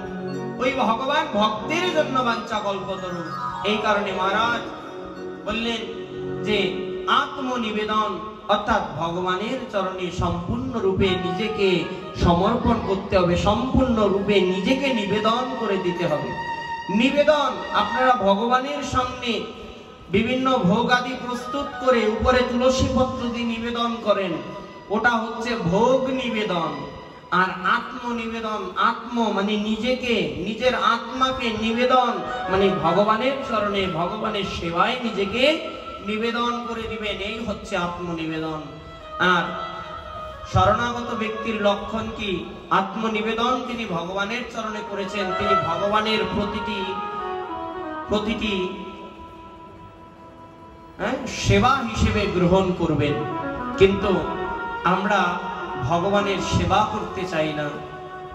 একজন মহারাজ বললেন যে সেবাকে কখনো কর্ম হিসেবে গ্রহণ করা যাবে না। ভগবানের জন্য ফুল তুলছি, প্রতিদিন ফুল তোলা আমার দায়িত্ব, আমার কর্তব্য, এই কর্ম হিসেবে কখনো ভগবানের সেবাকে গ্রহণ করা যাবে না। যদি ভগবানের জন্য কিছু করতে হয় তাহলে পূর্ণরূপে আত্মনিবেদন করে ভগবানের জন্য করতে হবে। কি নিয়ে? সেবা ভাব নিয়ে। কি নিয়ে? সেবা ভাব নিয়ে। কিন্তু আমরা তো সেবা করতেই ভয় পাই, আমরা তো সেবা করতে চাই না। পরম শ্রদ্ধেয় কেশীঘাটস্থ রাধা মুরলীমোহন কুঞ্জের ভূতপূর্ব মহন্ত মহারাজ অনন্ত শ্রী বিভূষিত 108 মুরলীমোহন দাস বাবাজি মহারাজকে তিনি কুণ্ড পাড়ে বসে ঝাড়ু দিচ্ছেন, মার্জন করছেন সম্মার্জন দিয়ে। একজন মহারাজ গিয়ে প্রশ্ন করছেন যে বাবা আপনি এত বড় মহন্ত, এত বড় মহারাজ, আর আপনি ঝাড়ু দিচ্ছেন? মহারাজ উত্তর দিলেন কি জানো? যে যত হীন সেবা তত অধিক কৃপা। অর্থাৎ যে যত হীন সেবা করবে তার তত অধিক ভগবত কৃপা হবে। ভগবানের মন্দিরে মহোৎসব হবে, একজনের উপর দায়িত্ব বলল যাও তো ভক্তরা আসবে, ভক্তদের জন্য মন্দিরের টয়লেট খানা পরিষ্কার করো। মনে মনে চিন্তা করছেন, ইস আমি এত বড় বৈষ্ণব, আমি অমুক গুরুদেবের শিষ্য, এত বড় বাবাজির শিষ্য, আর আমাকে দিল টয়লেট পরিষ্কার করতে। এরা মানুষজন চিনে না, আরে ও তো জানে না কত বৈষ্ণবের বিষ্ঠা পরিষ্কার করছে, ওই বিষ্ঠার মধ্যেও যে কত কৃপা। নরোত্তম দাস ঠাকুর গিয়েছিলেন না গুরুদেবের বিষ্ঠা, কতবার গিয়েছেন, দীক্ষা দেয়নি তো। অবশেষে গুরু মহারাজ তিনি শৌচাগারে গিয়ে আসতেন, এসে স্নান করে ভজনে প্রবেশ করতেন, আর পিছন দিকে গিয়ে দাস ঠাকুর মহাশয় তিনি বিষ্ঠা পরিষ্কার করে দিয়ে আসতেন। ওই বিষ্ঠা পরিষ্কার করতে করতে সদ্গুরুদেবের কৃপা হয়ে গেছে। আমরা মনে করি আরে মন্দিরটাকে ঝাড়ু দিতে দিল, আরে আমি অমুক গুরুদেবের শিষ্য, আমি অমুক বৈষ্ণব, এত বড় ভক্ত, আমাকে দিবে ভগবানের মন্দিরের দৌড় দিয়ে ভগবানের মন্দিরের সেবা করা এত সহজ? দৌড় দিয়ে ভগবানের চরণে তুলসী দিচ্ছেন, মন্দিরের পূজারী হয়ে যাবেন, এত সহজ? আরে না, নিচে নিচে সেবা করতে করতে, নিচ নয় ক্ষুদ্র ক্ষুদ্র সেবা করতে করতে করতে করতে করতে করতে একদিন ভগবানের বৃহৎ সেবার উপযোগী হবেন। এই কারণে বলছেন যত হীন সেবা, আমরা মনে করছি যে ওটা হীন, ঝাড়ু দেওয়াটা হীন কাজ, বাথরুম পরিষ্কার করা হীন কাজ মন্দিরের, কিন্তু না, বলছেন ওইটাতে অধিক কৃপা রয়েছে। মন্দির পরিষ্কার করছেন, মার্জন করছেন, কত ভক্তদের চরণের রজ আপনার গায়ে লাগছে, এটা কৃপা না? এটা অধিক কৃপা না? এই কারণে মহারাজ বললেন যত হীন সেবা তত অধিক কৃপা। এই কৃপা যদি প্রাপ্ত হয়, ভগবানের চরণের সেবাটাকে সেবাগত প্রাণ নিয়ে ভগবানের সেবা করতে হবে। সেবাকে কখনো কর্ম হিসেবে গ্রহণ করা যাবে না। এই কারণে বললেন ফুললি আত্মসমর্পণ। আর কি বললেন? গোতৃপ্তে বরণ। গোতৃপ্তে বরণ কি? এই হচ্ছে তৃতীয় ধাপ। যিনি ভগবানের চরণে শরণাগতি লাভ করবেন তার তৃতীয় ধাপ হলো গোতৃপ্তে বরণ। এই গোতৃপ্তে বরণ কি? অর্থাৎ ভগবানই একমাত্র আমার পতি, ভগবানই একমাত্র আমার ইষ্ট, ভগবানই একমাত্র আমার ভবপারের সম্বল। এই জ্ঞান নিয়ে যিনি ভগবানের সেবা করেন তিনি হচ্ছেন গোতৃপ্তে বর্ণং তথা, অর্থাৎ তিনি ভগবানকে আপন করে ভেবেছেন, ভগবান ব্যতীত অন্য কাউকে ইষ্ট কল্পনা করেন না। তিনি হচ্ছেন প্রকৃত রূপে শরণাগত। জয় রাধে। জন্মদাতা পিতা কিন্তু একজনই হয়, বাদ বাকি যারা আছেন এরা বাবা, এরা জ্যাঠা, কাকা, খুড়ো, কিন্তু জন্মদাতা পিতা একজন। ঠিক তদ্রূপ যিনি আমার ইষ্ট তিনি একজন হবেন। ইষ্ট একের বেশি অধিক যদি হয় তাহলে ওই ভক্তি হলো ব্যভিচারী ভক্তি। হ্যাঁ, যদি একের অধিক যদি ইষ্ট হয় তাহলে ওই ভক্তি হলো ব্যভিচারী ভক্তি। এক কৃষ্ণের চরণে ঋষিকে গোবিন্দ সেবা না পুজিব দেবী দেবা। যিনি ভগবানের চরণে সমর্পিত হয়েছেন তিনি ইষ্ট রূপে কেবলমাত্র কৃষ্ণ সেবাই করবেন, অন্য কাউকে তিনি সেবা করবেন না। বলে তাহলে কি দেবতার সেবা করব না? দেবতার উপাসনা বন্ধ? বলছে প্রয়োজন নাই তো। ওই গাছের গোড়ায় আপনি যদি জল দেন, নতুন করে ডালপালা গাছায় জল দেওয়া লাগে না। বৃক্ষমূলে জল দিলে যেমন গাছ, ডাল, পাল্টা, কাণ্ড, ফলমূল আপনা হতেই জলখানা পৌঁছে যায়, ঠিক তদ্রূপ ভাগবত বলছেন কেউ যদি একমাত্র এক পুত্র দেবকী পুত্র এব, এক দেব দেবকী পুত্র এব, কেউ যদি একমাত্র দেবকী পুত্র অনাদিরাদি প্রাণ গোবিন্দ ভগবান শ্রীকৃষ্ণচন্দ্রের চরণে নিজেকে সমর্পণ করে, বলছে 33 কোটি দেব দেবতা আপনাতেই প্রসন্ন হয়ে যায়। আলাদা করে আর তাদের উপাসনার প্রয়োজন হয় না। কিন্তু বললেন মহারাজ তাহলে কি দেবতার উপাসনা করব না, বন্ধ করে দিব? না, আপনাকে বন্ধ করতেও কেউ বলে নাই। আপনি দেবতার উপাসনা করবেন উপাস্য তত্ত্ব রূপে, বৈষ্ণব ভেবে, বৈষ্ণব রূপে। আপনি মায়ের কাছে প্রার্থনা করলেন, মায়ের পুজো করা তো খারাপ নয়। আপনি মায়ের কাছে প্রার্থনা করলেন, মাগো ইয়া দেবী সর্বভূতেষু বিষ্ণুমায়েতি রূপেণ শব্দিতা নমস্তস্যৈ নমস্তস্যৈ নমস্তস্যৈ নমো নমঃ। হে মা, তুমি বিষ্ণু মায়া রূপে জগতে তুমি প্রসিদ্ধ, আমি তোমার চরণে সমর্পণ হয়েছি। কেন? তুমি আমাকে বিষ্ণু ভক্তি, কৃষ্ণ ভক্তি প্রদান করো। মন্ত্র পড়বেন, দুর্গা পূজায় যাবেন, ঠাকুর মশাই মন্ত্র পড়াচ্ছেন, যশং দেহি বিদ্যাং দেহি ধনং দেহি জনং দেহি। আপনিও মন্ত্রটাই পড়বেন, ধনং দেহি জনং দেহি বিদ্যাং দেহি। মুখে মন্ত্র পড়বেন, কিন্তু মনে ভাব কি থাকবে জানেন? যখন ঠাকুর মশাই বলছেন মাগো বিদ্যাং দেহি, তখন মনের মধ্যে ভাব থাকবে কোনটা? রায়রামানন্দ সংবাদে মহাপ্রভুকে বললেন না, কহ রায় কোন বিদ্যা, বিদ্যা মধ্যে সার, রায় কহে কৃষ্ণ ভক্তির বিদ্যা বিনা বিদ্যাও নাহি আর। ঠাকুর মশাই যখন বলবেন মাগো বিদ্যাং দেহি, হ্যাঁ, তখন আপনি বলবেন মা বিদ্যা যদি দিতে হয় তাহলে কৃষ্ণ বিদ্যায় আমাকে বিদ্যান করো। মা যখন বলবেন ধনং দেহি, কহ রায় ধন মধ্যে কে হয় ধনী? বলছে কৃষ্ণ ধনে যে ধনী সে হয় বড় ধনী। হ্যাঁ, যখন ঠাকুর মশাই বলবে মাগো ধনং দেহি, তখন আপনিও বলবেন ধনং দেহি, কিন্তু মনের মধ্যে ভাব থাকবে মাগো ধন যদি দিতে হয় তাহলে কৃষ্ণ ধন, আর ওই বৈষ্ণব চরণের ধুলিকে যেন সম্পদ করে আমি ধনী হতে পারি, ওই ধন আমাকে দাও। মা যখন বলবে যশং দেহি, তখন আপনিও বলবেন কৃষ্ণ ভক্ত নামে যেন মা আমার খ্যাতি লাভ হয়। এই কল্পনা নিয়ে, এই অনুভূতি নিয়ে আপনি মাতৃসেবা করুন। মাতৃসেবা অনুচিত নয়। আপনি এই কল্পনা নিয়ে আপনি দেব দেবতার উপাসনা করুন, সেটা অনুচিত নয়। কিন্তু শাস্ত্র বলছে যদি কেউ স্বতন্ত্র দেবতার উপাসনা করে, কৃষ্ণ মন্ত্রে দীক্ষিত হয়ে যদি স্বতন্ত্র রূপে অন্যান্য দেবতার উপাসনা করেন, তাহলে বলছে দুগ্ধবতী গাভীকে পরিত্যাগ করে গর্ধবীর উপাসনা করার মতো ফল। এই কারণে বলছেন যিনি কৃষ্ণ মন্ত্রে দীক্ষিত বা যিনি বৈষ্ণব, যিনি কৃষ্ণের চরণে সমর্পিত হয়েছেন, তিনি একমাত্র ভগবান কৃষ্ণের চরণেই নিজেকে সমর্পণ করবেন। এই হলো গোতৃপ্তে বরণ। আরেকটি বললেন কি, আজকে শরণাগতি শেষ করব, দুদিন তো একটা ধারা আছে। আপনি প্রথম ধারায় যদি ভাগবতের দশম স্কন্ধ থেকে ভগবানের গো বৎস হরণ লীলা করি তাহলে হবে? তাহলে হবে না। সবকিছুর একটা ধারা আছে। আজকে প্রথম দিন না, প্রথম দিনে একটু ভক্তির প্রারম্ভিকতা নিয়ে আলোচনা হয়, দ্বিতীয় দিনে মানব জীবনের উদ্দেশ্য কি এগুলো নিয়ে আলোচনা হবে, তারপর তৃতীয় চতুর্থ পঞ্চম দিনে আস্তে আস্তে ভাগবতের মূল তত্ত্বগুলোকে, এগুলো কি ভাগবত থেকে নয়, এগুলো ভাগবতের সিদ্ধান্ত। কিন্তু আজকে যেহেতু প্রথম দিন, আজকে আমি ধরেই তো ভগবানের গোবর্ধন লীলায় যেতে পারবো না। এই কারণে 7 দিন ভাগবতে, অন্যান্য পরবর্তীতে যারা আসবে তারা পর্যায়ক্রমে আলোচনা করবে। আমরা ভাগবতের প্রবেশিকা অথবা ভক্তি তত্ত্বটা নিয়ে একটু আলোচনা করি দুদিন। তারপরে কি বললেন, অবশ্য রক্ষিবে কৃষ্ণ বিশ্বাস পালন। এই হলো চতুর্থ লক্ষণ, শরণাগতির চতুর্থ লক্ষণ। কি বললেন,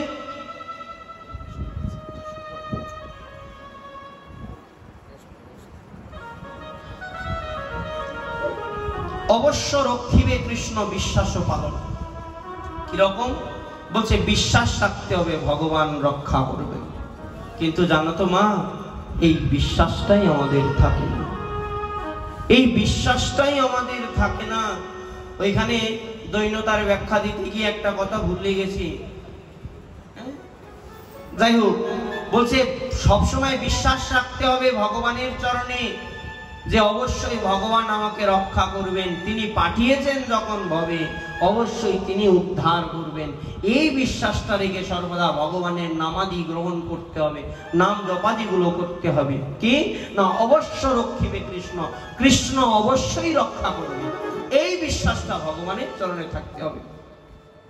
আমরা সাধুর কাছে যাই, আমরা ভক্তদের কাছে যাই, বৈষ্ণব দর্শন করতে যাই, আমরা বিষয় ত্যাগী বৈরাগীর কাছে যাই, গিয়ে ওই বিষয় ত্যাগী বৈরাগীর কাছে আমরা বিষয়ে প্রার্থনা করি, বাবা গো আমার হাতটা একটু দেখে দেন, দেখেন তো আমার কেন সুখ হয় না, বাবা গো হাতটা একটু দেখেন, দেখেন তো আমার মেয়েটার কেন বিবাহ হয় না, চাকরি হয় না ছেলেটার। জি, আরে যিনি বিষয় ত্যাগ করে এসেছেন, যিনি বৈরাগী, যিনি সংসার থেকে বৈরাগ্যতা গ্রহণ করেছেন, আপনি তার কাছে গিয়ে হাত দেখায় বলছেন, বাবা আমার মেয়েটার চাকরি হচ্ছে না, ছেলেটার বিয়ে হচ্ছে না, আমার সংসারে সুখ নাই। আপনি তো নির্ঘাত বোকামি করছেন। যে বেটা নিজেরই সংসার নাই, সে আপনাকে কি সংসার বলবে বলছেন। আবার কেউ কেউ কবিরাজের কাছে যাচ্ছে, কেউ কেউ গণকের কাছে যাচ্ছে, গিয়ে বলছেন আমার রাশি খারাপ, এবার তো আবার শনির 7.5। ওরে বাবারে, যে সমস্ত মন্দিরে মানুষ জীবনে হনুমানের নামও শোনে নাই, সেই সমস্ত মন্দিরেও দেখছে এবার হনুমানের পূজা হচ্ছে। কেন বলছে, যিনি হনুমানের পূজা করেন তাকে নাকি শনির 7.5 দৃষ্টি স্পর্শ করে না। তো এবার তো শনির 7.5 সবার উপরে পড়বে, এই কারণে এবার হনুমানের পূজার ধুম লেগে গেছে। মানে সব উদ্দেশ্য প্রণোদিত ভগবত সেবা, মানে ভগবানের সেবা করছেন, দেবতার পূজা করছেন, তাতে আপনার স্বার্থ জড়িত আছে। এক কবিরাজের কাছে গেছেন, গিয়ে বলছেন, দেখুন তো আমার দিন ভালো যাচ্ছে না, আমার গ্রহগুলো খারাপ। আপনার গ্রহ দেখে কবিরাজ 5 আঙ্গুলে 5টা আংটি দিয়েছেন, এই হাতে গোমতী, এই হাতে রক্তপ্রবাল, এই হাতে মুক্তা, আরো কি কি যেন আছে, এগুলো দিয়েছেন। আপনি তো বেশ রাস্তা দিয়ে হাঁটেন আর আঙুলকে এমন এমন করেন, পুরো 3 লাখ টাকা এই 5টা আঙুলের মধ্যে ভরেছি কবিরাজের কথায়। আপনি বিশ্বাস করছেন তামায়, রূপায়, সোনায় বাঁধানো ওই প্রকৃতিতে সৃষ্টি হওয়া কিছু পাথরের উপর, আর ওই তামা রূপার অসংখ্য অসংখ্য গুণান্বিত পাথরকে যিনি সৃষ্টি করেছেন, বিশ্বাসটা তার উপরে নাই। যদি আপনি কৃষ্ণকে বিশ্বাস করেন, গলায় তাবিজ দেওয়ার প্রয়োজন নাই। যদি আপনি কৃষ্ণকে বিশ্বাস করেন, কোমরে সিনায় তাবিজ দেওয়ার প্রয়োজন নাই। যদি আপনি কৃষ্ণকে বিশ্বাস করেন, আপনার গলার মধ্যে তাগা বাঁধারও প্রয়োজন নাই। বিশ্বাসটা ভগবানের চরণে রাখবেন। মারে যদি কৃষ্ণকে বা রাখিবারে পারে, রাখে যদি কৃষ্ণ তবে মারিবারে না। এই কারণে বললেন বিশ্বাসটা থাকবে গোবিন্দ চরণে। ভগবান রাখো মারো যা করো তুমি করো, আমি তো তোমার চরণে শরণাগত হয়েছি। যদি আমাকে রাখতে হয় তুমি রাখো, যদি আমাকে মারতে হয় তুমি মারো। এই বিশ্বাসটা গোবিন্দের চরণে রাখতে হবে। অবশ্য রক্ষিবে কৃষ্ণ বিশ্বাস পালন, অবশ্য রক্ষিবে কৃষ্ণ বিশ্বাস পালন। আমরা ওই বিশ্বাসটা ভগবানের কাছে রাখি না, যার কারণে আমরা সংসার মায়ায় বদ্ধ হয়ে আমরা চিরকাল দুঃখ প্রাপ্ত হই। যার কারণে আমরা দুঃখ প্রাপ্ত হই। কিন্তু মহাজন বলছেন যে না, বিশ্বাসটা রাখতে হবে ভগবানের চরণে, বিশ্বাসটা রাখতে হবে গোবিন্দের চরণে। কখন আমরা প্রাণ গোবিন্দের, আমরা কিভাবে ভগবানের সেবা করব, কিভাবে এই জড়জগৎ থেকে উদ্ধার হব, এই বিশ্বাসটা গোবিন্দের চরণে রেখে তারপরে কর্মগুলোকে করতে হবে। তো বললেন আর কি না, ভগবান সেবাগত প্রাণ হতে হবে। ভগবানের সেবায় কোনো খুঁত রাখা যাবে না, ভগবত সেবায় যেন কোনো ঘাটতি না থাকে। হৃদয় দিয়ে ভগবানকে ভালোবাসতে হবে। সকল লজ্জা ঘৃণা ভয় এগুলোকে উজাড় করে দিয়ে ভগবানকে ভালোবাসতে হবে। যদি সকল কিছুকে উজাড় করে দিয়ে ভগবানকে ভালোবাসতে পারেন, তবে সেই ভালোবাসায় সার্থকতা। বল্লভাচার্যজি মহারাজ যমুনার তীরে বসে ভজন করছেন। হঠাৎ একজন ব্যক্তি এসে আচার্য মহাশয়কে বলছেন, মহারাজ আমি একটু আপনাকে প্রণাম নিবেদন করছি, আমার কিছু জিজ্ঞাসা ছিল, যদি আমাকে উত্তর দিয়ে পথ প্রদর্শন করতেন। সঙ্গে সঙ্গে আচার্যজি মহারাজ বলছেন, ওগো তৎপূর্বে ওই যমুনায় গিয়ে গাত্রোত্থান করো, যমুনায় স্নান করে এসে তারপরে নিকটে বসো। ওই ভক্তের কাছে একখানা ঝোলা ছিল, ঝোলার মধ্যে ছিল আরাধ্য বিগ্রহ, অর্থাৎ ভগবানের যে সেবা করেন ওই বিগ্রহটা যেখানে নিয়ে যায় সেখানে নিয়ে যায়। তো যখন স্নান করতে নামবেন যমুনায়, বিগ্রহটা কোথায় রাখবেন? ওই পুটলের মধ্যে বেঁধে একটা গাছের সঙ্গে ঝুলিয়ে রেখেছেন। এটা শ্রীপাদ বল্লভাচার্যজি মহারাজের চোখে লেগেছে। মনে মনে ভাবছেন, যদি সঙ্গে ওই বিগ্রহ না থেকে আপন সন্তান থাকতো, তাহলে সন্তানকে এরকম করে পুটলি বেঁধে গাছের আগায় ঝোলাতে পারত। যদি সঙ্গে স্ত্রী থাকতো, তাহলে স্ত্রীকে গাছের আগায় ঝোলাতে পারত। আরাধ্য বিগ্রহ, সেই বিগ্রহকে এরকম করে ঝুলিয়ে রাখলো। আসুক আগে স্নান করে, যমুনাতে স্নান করে উঠে এসে বল্লভাচার্যজির কাছে গিয়ে প্রণাম করছেন। মহারাজ প্রণাম। মহারাজ বলছেন, আগে তুমি প্রণাম পরে করো, তুমি সঙ্গে একখানা পুটুলি আনলে না, পুটুলির মধ্যে কি তোমার বিগ্রহ ছিল? বলছে হ্যাঁ। বলছে সেই বিগ্রহকে নিয়ে আসো, আমি একটু দর্শন করব।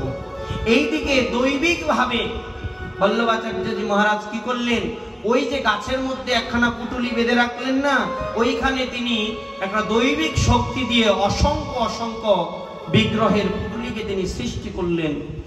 এবার ওই ভক্ত যখন গেল, গিয়ে কি আর একটা পুটলি দেখছে না, গিয়ে দেখছে অসংখ্য পুটলি। এসে বলছেন, মহারাজ গিয়ে তো আমার বিগ্রহ খুঁজে পাচ্ছি না। কেন?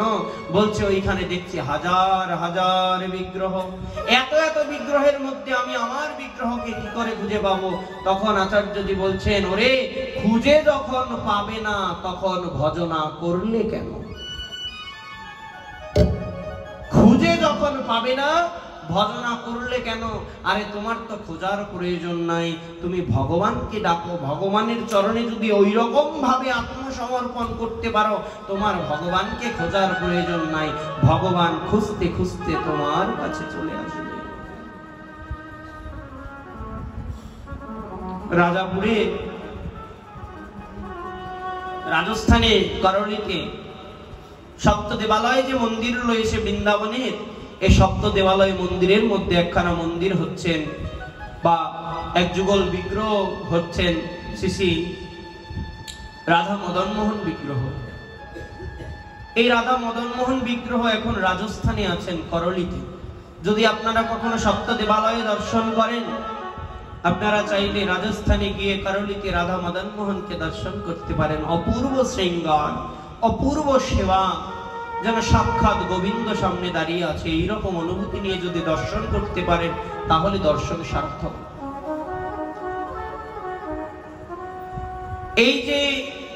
এই যে বিগ্রহ মদন মোহনজি, এই বিগ্রহ ছিল জয়পুরে। যখন শ্রীরাম বৃন্দাবনে আক্রমণ হয়, ওই ঔরঙ্গজেবের যারা প্রহরী ছিল, যারা যোদ্ধা ছিল, এরা বৃন্দাবনের তো শত শত মন্দিরকে ভাঙচুর করে দিয়েছিল। তখন বিগ্রহকে রক্ষা করবার জন্য এই মদন মোহনজিকে কৃষ্ণের বংশধররা, ভগবান কৃষ্ণের বংশধররা জয়পুরে নিয়ে গিয়েছিল, না কোনো মাধ্যমে জয়পুরে গিয়েছে। ওই জয়পুরের যিনি রাজা ছিলেন, এই রাজার মেয়ের বিয়েতে ওই মেয়ে বাবার কাছে প্রার্থনা করছে, বাবা গো, সারা জীবন তো আমাকে পালন পোষণ করে বড় করেছো, আজকে বিবাহ দিয়ে আমাকে বিদায় করে দিচ্ছ। এই যাওয়ার বেলায় বিদায় লগ্নে আমি তোমার কাছে একটা জিনিস চাইবো, তুমি কি আমাকে দেবে? বলছে কি দিব? বলছে সারা জীবন আমাকে পালন পোষণ করে বড় করেছো, আমি তোমাদের কন্যা, এই শেষ বিদায়ে যদি কোনো জিনিস চাই তাহলে প্রতিজ্ঞা করো বাবা, অবশ্যই দেবে। বাবা বলছে বলে তো দেখো মা, যদি দেওয়ার কথা হয় অবশ্যই দেব। রাজকন্যা বলছেন বাবা, আমি সারা জীবন ওই মদন মোহনের সেবা করেছি, ওই মদন মোহনের চরণে নিজেকে সমর্পণ করেছি। যাওয়ার বেলায় তোমার কাছে আমি কোনো হীরা মণি মুক্তা জহরত চাই না, আমি চাই কি জানো, যদি আমাদেরকে কোনো বিবাহে যদি কিছু দিতে হয়, আমাকে যদি কিছু দিতে হয়, তাহলে তোমার চরণ ধরে করি প্রার্থনা বাবা গো, ওই যে রাধা মদন মোহন বিগ্রহ, ওই মদন মোহন বিগ্রহ কানা চিরতরে আমাকে দান করে দাও। আমি সারা জীবন যে বিগ্রহের সেবা করেছি, আমি যাকে সারা জীবন দর্শন করেছি, যার প্রসাদ আমি আস্বাদন করেছি, আমি বিয়ে হয়ে গেলে আমি অন্য ঘরে যাব, কিন্তু আমি মদন মোহনকে ছাড়া কিভাবে থাকবো?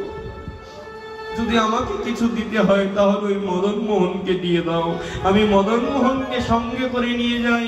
মদন মোহনের সেবা ব্যতীত আমার একখানা রাত, এক যুগ কেটে যায়, ওই মদন মোহনকে দাও বাবা, আমি সারা জীবন মদন মোহনের সেবা করব। জয়পুরের রাজা, প্রসিদ্ধ মন্দির ছিল তখন, বলছেন এত বড় মন্দিরের বিগ্রহ, এত বিগ্রহ, এই বিগ্রহ, ওরে মা, এ তো শুধু তুই সেবা করিস না, এই বিগ্রহ তো আমিও সেবা করি, এই বিগ্রহ তো আমারও হৃদয়ে অবস্থান করছেন, এই বিগ্রহের প্রতি তো আমারও কত অনুরাগ।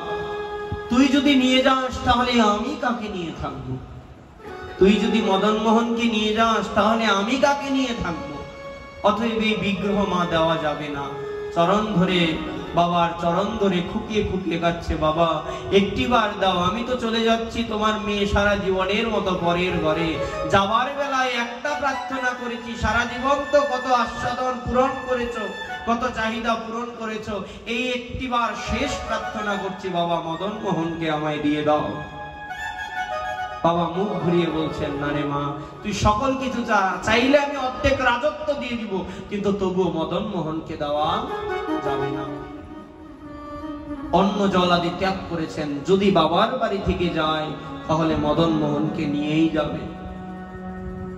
অগত্যা পিতা এমন করে কন্যা বলছেন, তিনি একটা উপায় বার করলেন, ঠিক আছে আমি মদন মোহনকে দেব, তবে একখানা শর্ত আছে। কি শর্ত? বলছে আমি 5খানা মদন মোহন বিগ্রহ তৈরি করব, এই 5খানা মদন মোহন বিগ্রহকে পাশাপাশি রাখবো এবং তোর চোখে একখানা কাপড় বেঁধে দিব। ওই চোখ বন্ধ থাকা অবস্থায় যদি তুই প্রকৃত মদন মোহন বিগ্রহকে স্পর্শ করে যদি চিনতে পারিস, তবে আমি তোকে মদন মোহন খানা দিয়ে দেব, তবে আমি তোর কাছে মদন মোহনকে দান করে দেব। বাবা বললেন, কন্যা বললেন, বাবা এত কঠিন শর্ত? একই আকৃতি, পাঁচ মূর্তি মদন মোহন বিগ্রহ, অর্থাৎ মুখ এক হবে, হাত এক হবে, পা এক হবে, উদর এক হবে, বক্ষ এক হবে। বিগ্রহ যদি একরকম দেখতে হয়, আসল বিগ্রহ কোনটা চেনার উপায় আছে? তাও আবার চোখ বেঁধে রেখে চিনতে হবে শুধু স্পর্শের দ্বারা।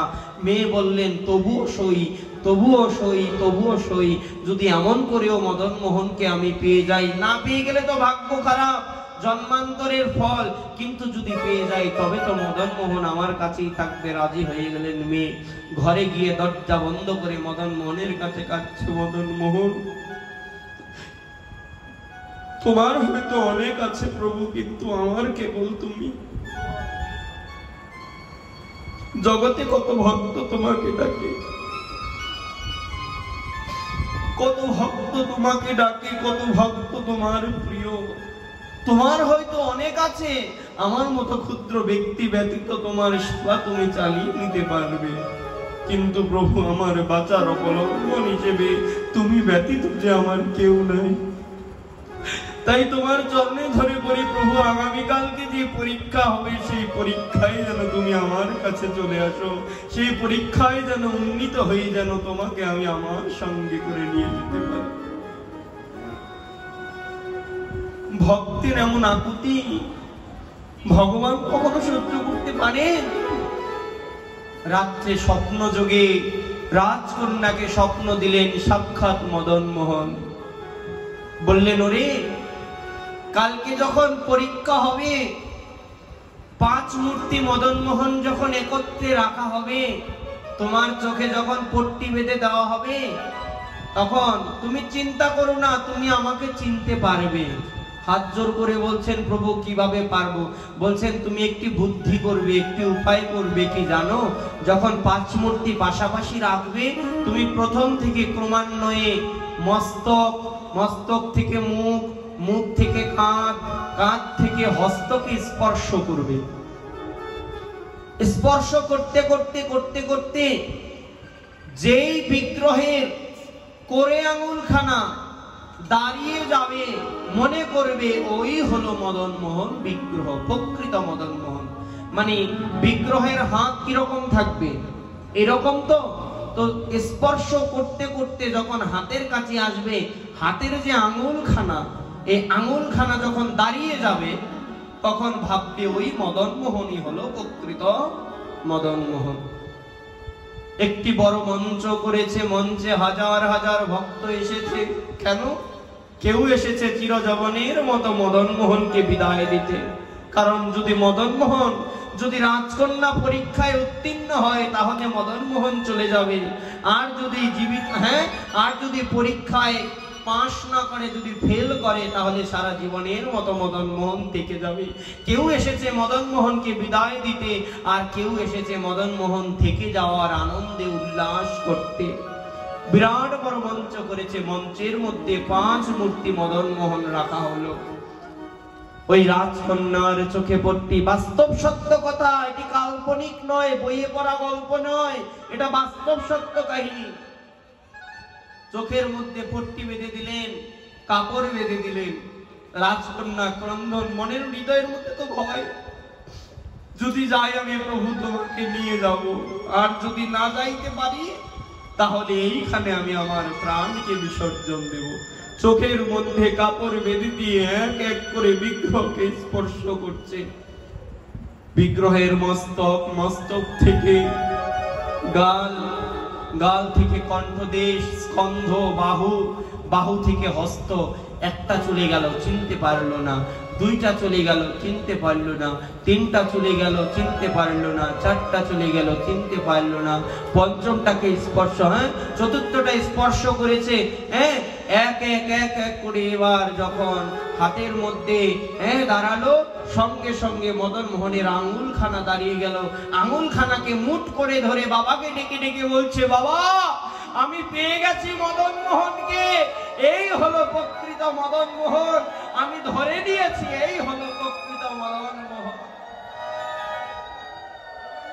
বাবা এসে কন্যার পায়ে পড়ে প্রণাম করছেন, মেয়েকে প্রণাম করছেন, ভগবানকে না। অজর ধারায় ক্রন্দন করছেন আর মেয়ের চরণে ধরে প্রণাম করছেন। কেন জানিস? ও বাবা, তুমি আমাকে প্রণাম করছো কেন? বলছে, মা রে, আমি প্রণাম করছি কেন জানিস? দেশের রাজা হয়ে আমি ভগবানকে বাঁধতে চেয়েছি, আমি কখনো ভগবানের ইচ্ছাকে প্রাধান্য দিতে পারিনি। আমার এখনো বোধগম্য হয়েছে যে তোর সাথে যাওয়া এটা তোর উদ্দেশ্য নয়, তোর আকাঙ্ক্ষা নয়। যদি তোর ইচ্ছা হতো, তোর আকাঙ্ক্ষা হতো, তাহলে আমি কখনো মদন মোহনকে দান করতাম না। কিন্তু আমার বিশ্বাস তোর আকাঙ্ক্ষা নয়, মদন মোহন সাক্ষাৎ তোর কাছে, তোর সাথে যেতে চায়, মানে ভগবান ভক্তের সঙ্গে যেতে চায়। বলছে, বুঝলে কি করে? তুই যখন মদন মোহনের হাত স্পর্শ করলি, তখন আমি স্পষ্ট চোখে দেখেছি মদন মোহনের আঙুলখানা জেগে গেছে। অর্থাৎ আমার উপলব্ধি হলো তুই মদন মোহনকে নিতে চাস, কথাটা এরকম নয়, বরঞ্চ মদন মোহন তোর সঙ্গে যেতে চায়। যদি কোনো ভগবান ভক্তের সঙ্গে যেতে চায়, তাহলে বুঝতে হবে সেই ভক্ত সাধারণ কোনো ভক্ত নয়। তুই আমার শুধু মেয়ে না, আজ থেকে তুই বৈষ্ণব শিরোমণি। তোর চরণ ধরে করি প্রার্থনা, মারি আজ থেকে এই মদন মোহন আমি তোকে দান করে দিলাম। সেই মদন মোহন বিবাহে দান করে দিয়েছেন রাজা তার মেয়েকে। সেই মদন মোহন এখন প্রতিষ্ঠিত হয়েছে কোথায়? সেই রাজস্থানী করলিতে আপনারা দেখবেন সেই সাক্ষাৎ মদন মোহন যে বিগ্রহ সেখানে রয়েছে। এই কারণে বলেন কি জানো? যে ভগবানকে যদি ভালোবাসতে হয়, সবটুকু দিয়ে বাসতে হয়। ভগবানকে যদি ভালোবাসতে হয়, সবটুকু দিয়ে ভালোবাসতে হয়, কিঞ্চিত নিজের কাছে রাখা যাবে না।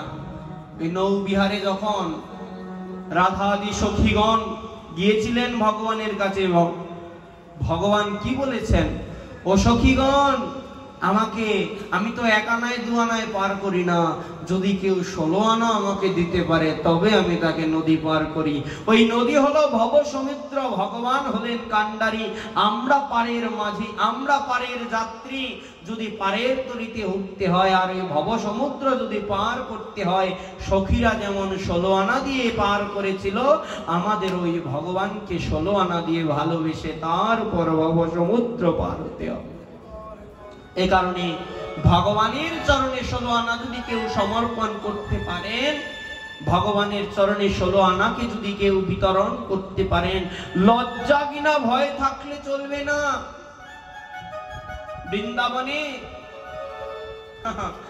বৃন্দাবনে ভগবান কৃষ্ণের একজন সখা ছিল।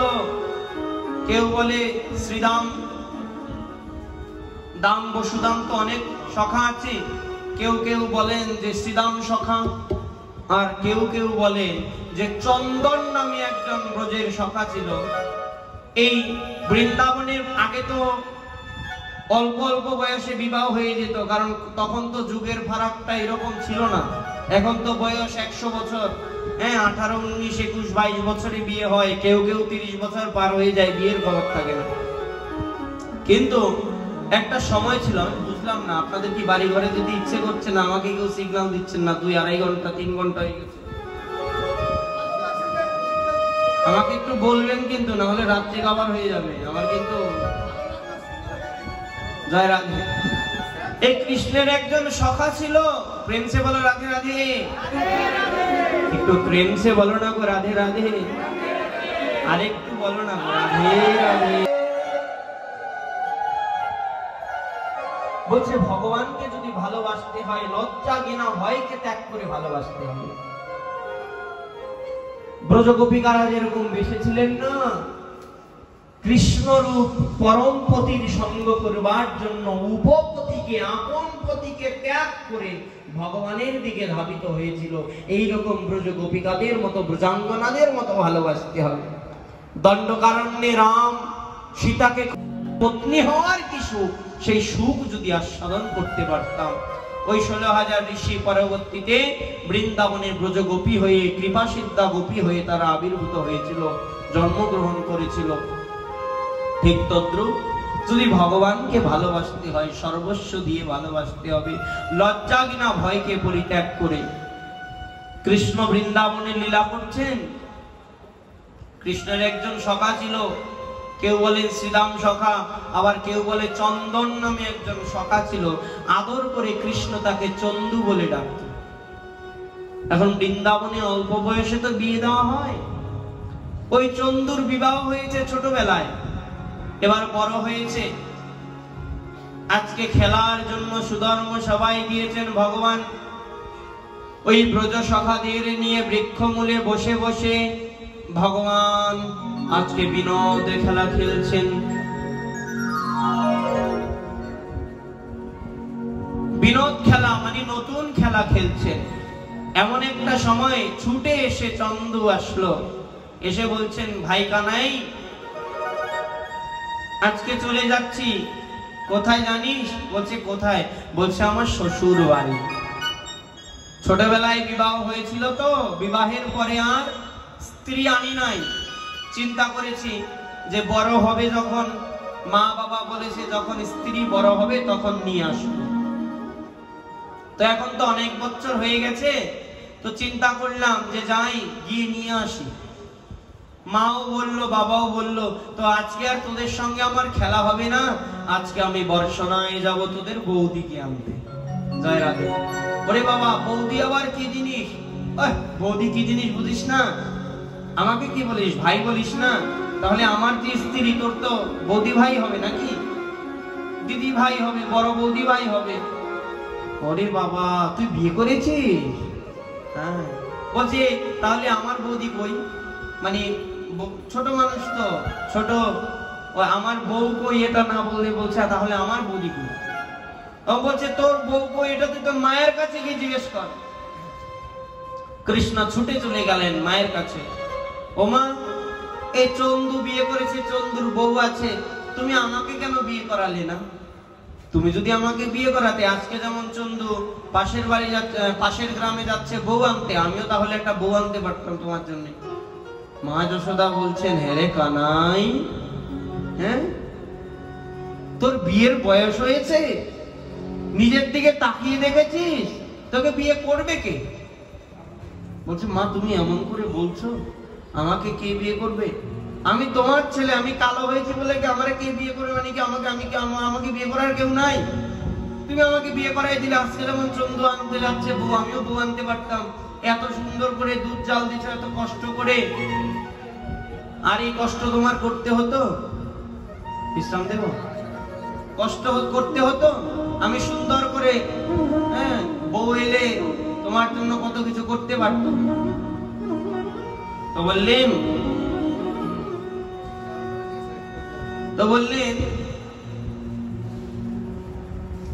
আরে যা, খালি বাজে কথা বলে। ছুটে গিয়ে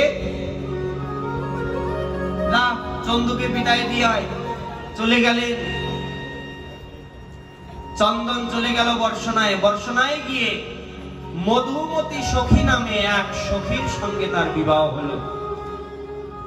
গরুর গাড়িতে করে মধুমতি সখীকে আজকে বৃন্দাবনে নিয়ে আসবে বা গোকুলে নিয়ে আসবে। মধুমতি আসার সময় মধুমতিকে ডেকে ডেকে মধুমতির মা বলছেন, মা মধুমতি, তুই তো বৃন্দাবনে যাচ্ছিস, তোকে একটা সাবধান করে দিই। বলছে কি সাবধান? বলছে বৃন্দাবনে একটা কালো চোর আছে, তার কাছ থেকে সাবধানে থাকতে হবে। বলছে বৃন্দাবনে কালো চোর, তার কাছ থেকে সাবধানে থাকবো? বলছে সর্বস্ব হরণ করে নিয়ে যায়, তার কাছ থেকে কিন্তু সাবধান। বলছে মা সাবধান? হ্যাঁ, যদি কখনো সামনে পড়ে খবরদার মুখের দিকে তাকাবি না। মা মুখের দিকে তাকাবো না? না, মুখের দিকে তাকাবি না। বলছে মা যদি মুখের দিকে তাকিয়ে ফেলি?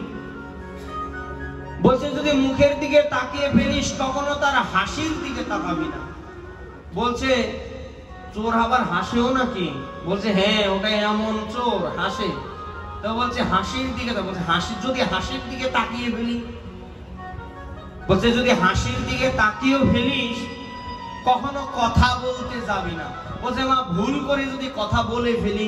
বলছে আরে মুখের দিকে তাকাবি চলবে, হাসির দিকে তাকাবি চলবে, কথা বলবি তাকাবি তাও চলবে, কিন্তু কখনো বাঁশরীর ধ্বনি শ্রবণ করিস না। বলছে মা বাঁশুরির ধ্বনি শ্রবণ করবো না? বলছে না। বলছে চোর আবার বাঁশিও বাজায় নাকি? বলছে ওই চোর বাজায়।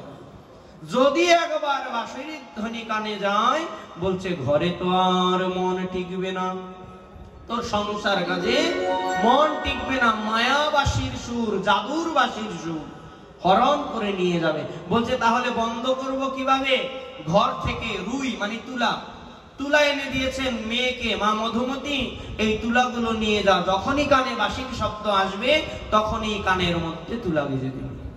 জয় রাধে, প্রেম সে বলো রাধে রাধে। বেশ, মায়ের আদেশ, গরুর গাড়িতে চড়েছে। এবার গরুর গাড়িতে চড়ে বৃন্দাবনে যাচ্ছে।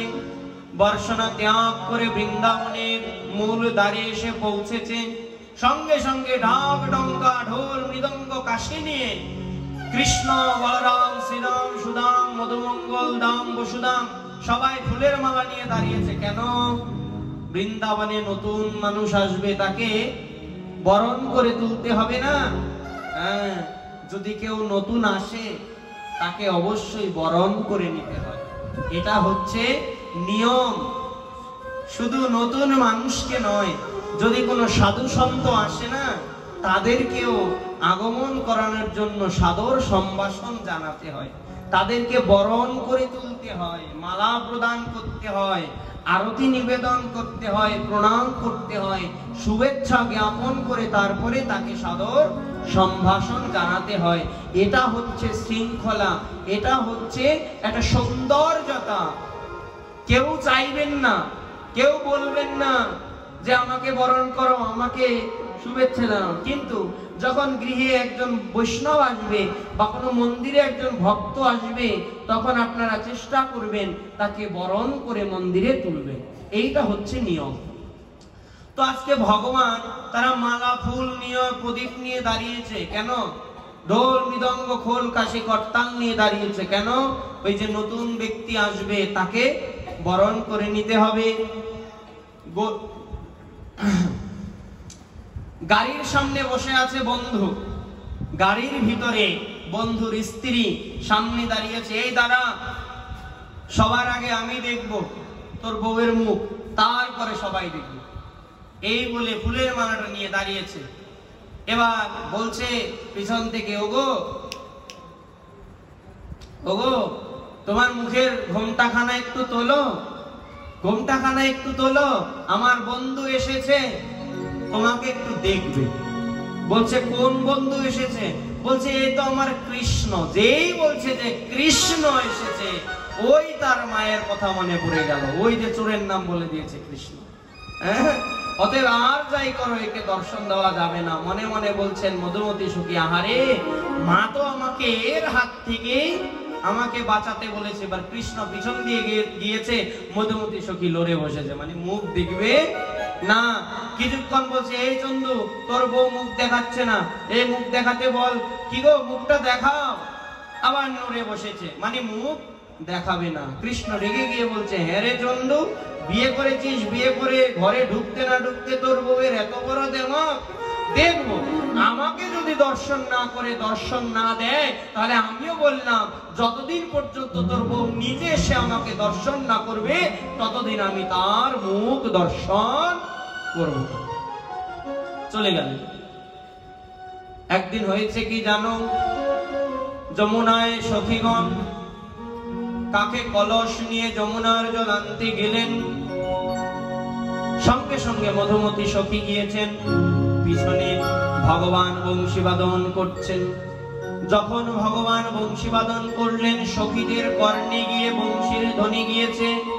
সঙ্গে সঙ্গে ওই জলের কলস মাটিতে ফেলে দিয়ে কৃষ্ণ পানে ছুটে চলেছে। মধুমতি সখী ডেকে ডেকে বলছে, ওগো সখী, তোরা কোথায় যাচ্ছ? আমরা যে যমুনায় যাব জল আনিতে, কিন্তু জলের কলস ফেলে দিয়ে কেন তোমরা অন্য পানে ছুটছ?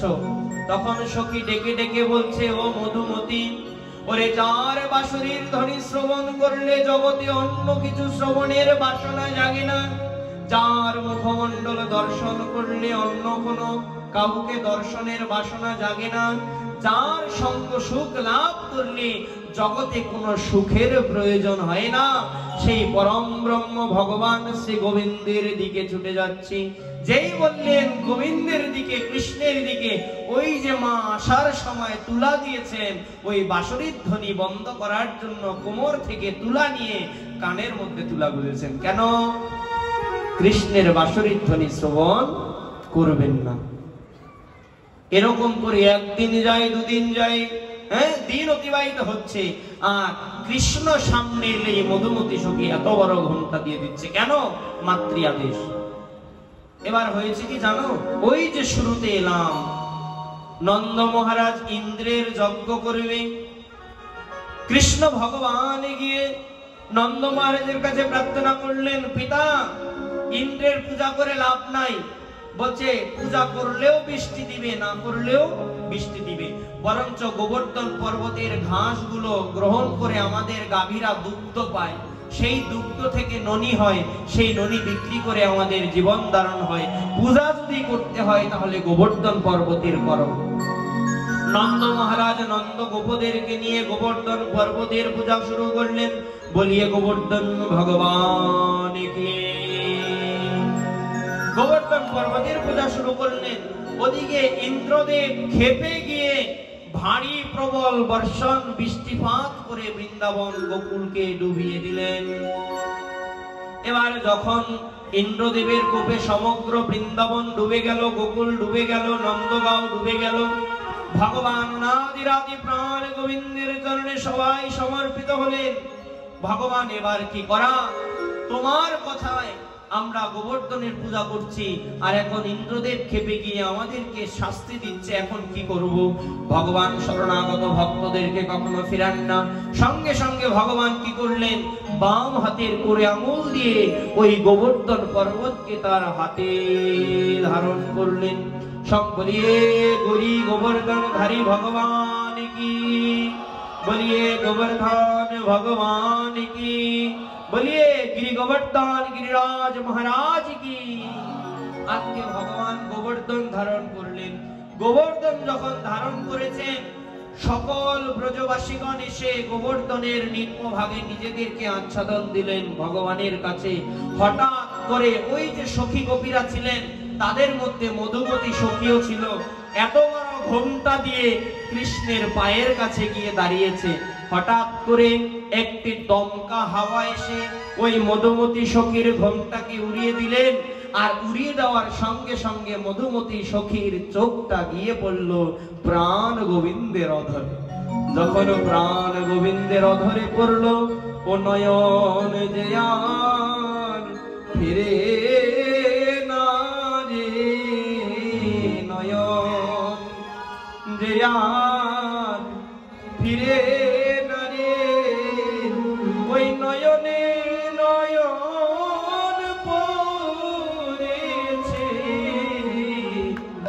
ওই নয়ন যে আর ফিরে না রে, নয়নে নয়ন লেগেছে, ওই নয়ন যে আর। আহা কতই সুন্দর, কতই সুন্দর, কতই ও তার হাসি সুন্দর, বাঁশি সুন্দর, কতই সুন্দর, কতই সুন্দর হাসে।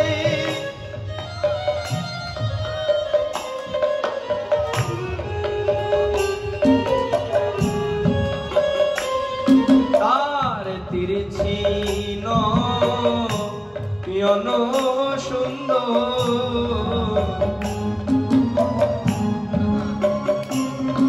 ওই নয়নে নয়ন লেগেছে, নয়ন যে আর ফিরে না রে।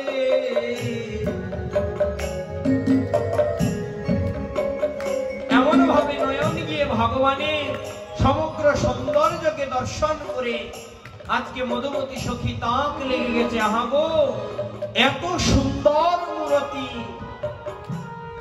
যেন জগৎকে আলো করে এসেছে, যেন ব্রহ্মাণ্ডকে আলো করছে।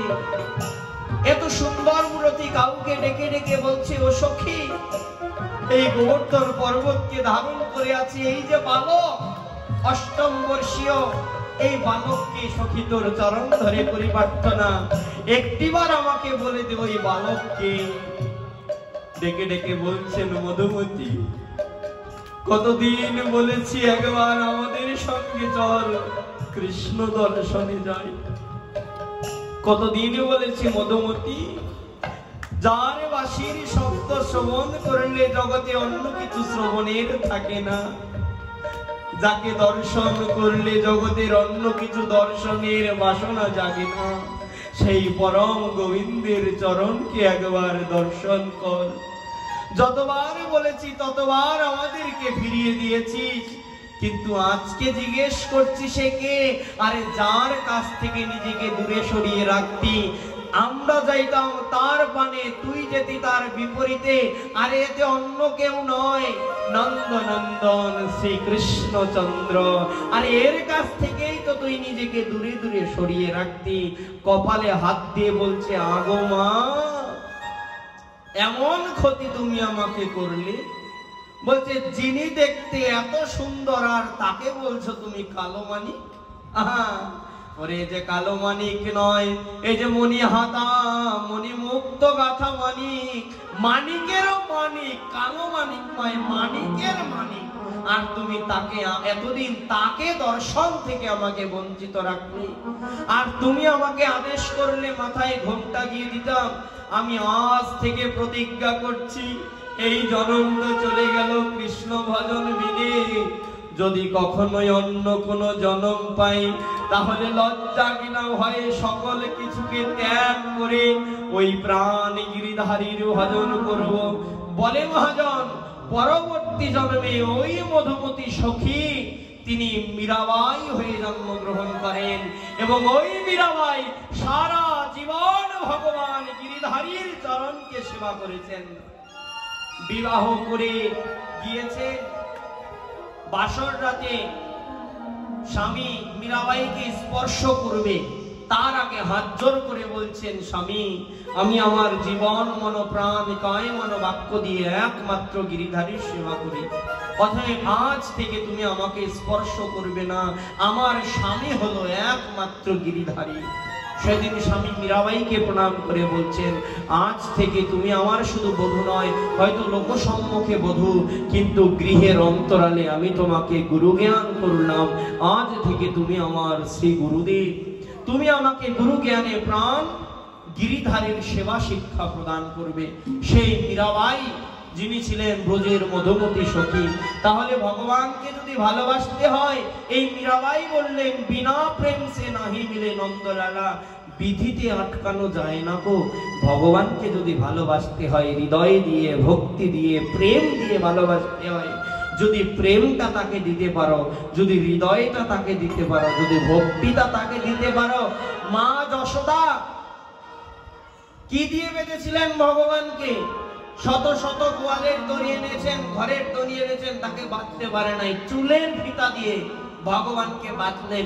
যিনি এত এত অসুরকে হত্যা করেন, এত এত অসুর বধ করে ব্রজবাসীদেরকে রক্ষা করেছিলেন, সে মা যশোদার একটা দড়ির কাছে, চুলের ফিতার কাছে বাধা পড়লো? কখনো প্রশ্ন করেছেন ফিতার কাছে বাধা পড়েছে নাকি ভক্তির কাছে বাধা পড়েছে?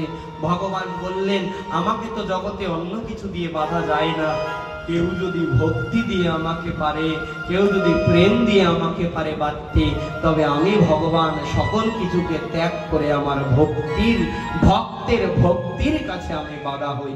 এই কারণে ভগবান বিশ্বাস রাখতে হবে, অবশ্য রক্ষিবে কৃষ্ণ বিশ্বাস পালন, একমাত্র ভগবান আমাকে রক্ষা করবে, এই বিশ্বাসটা গোবিন্দের চরণে থাকতে হবে। আমরা শরণ্য শরণাগতির ব্যাখ্যায় আমরা চতুর্থ ধাপ পর্যন্ত আজকে আলোচনা করেছি।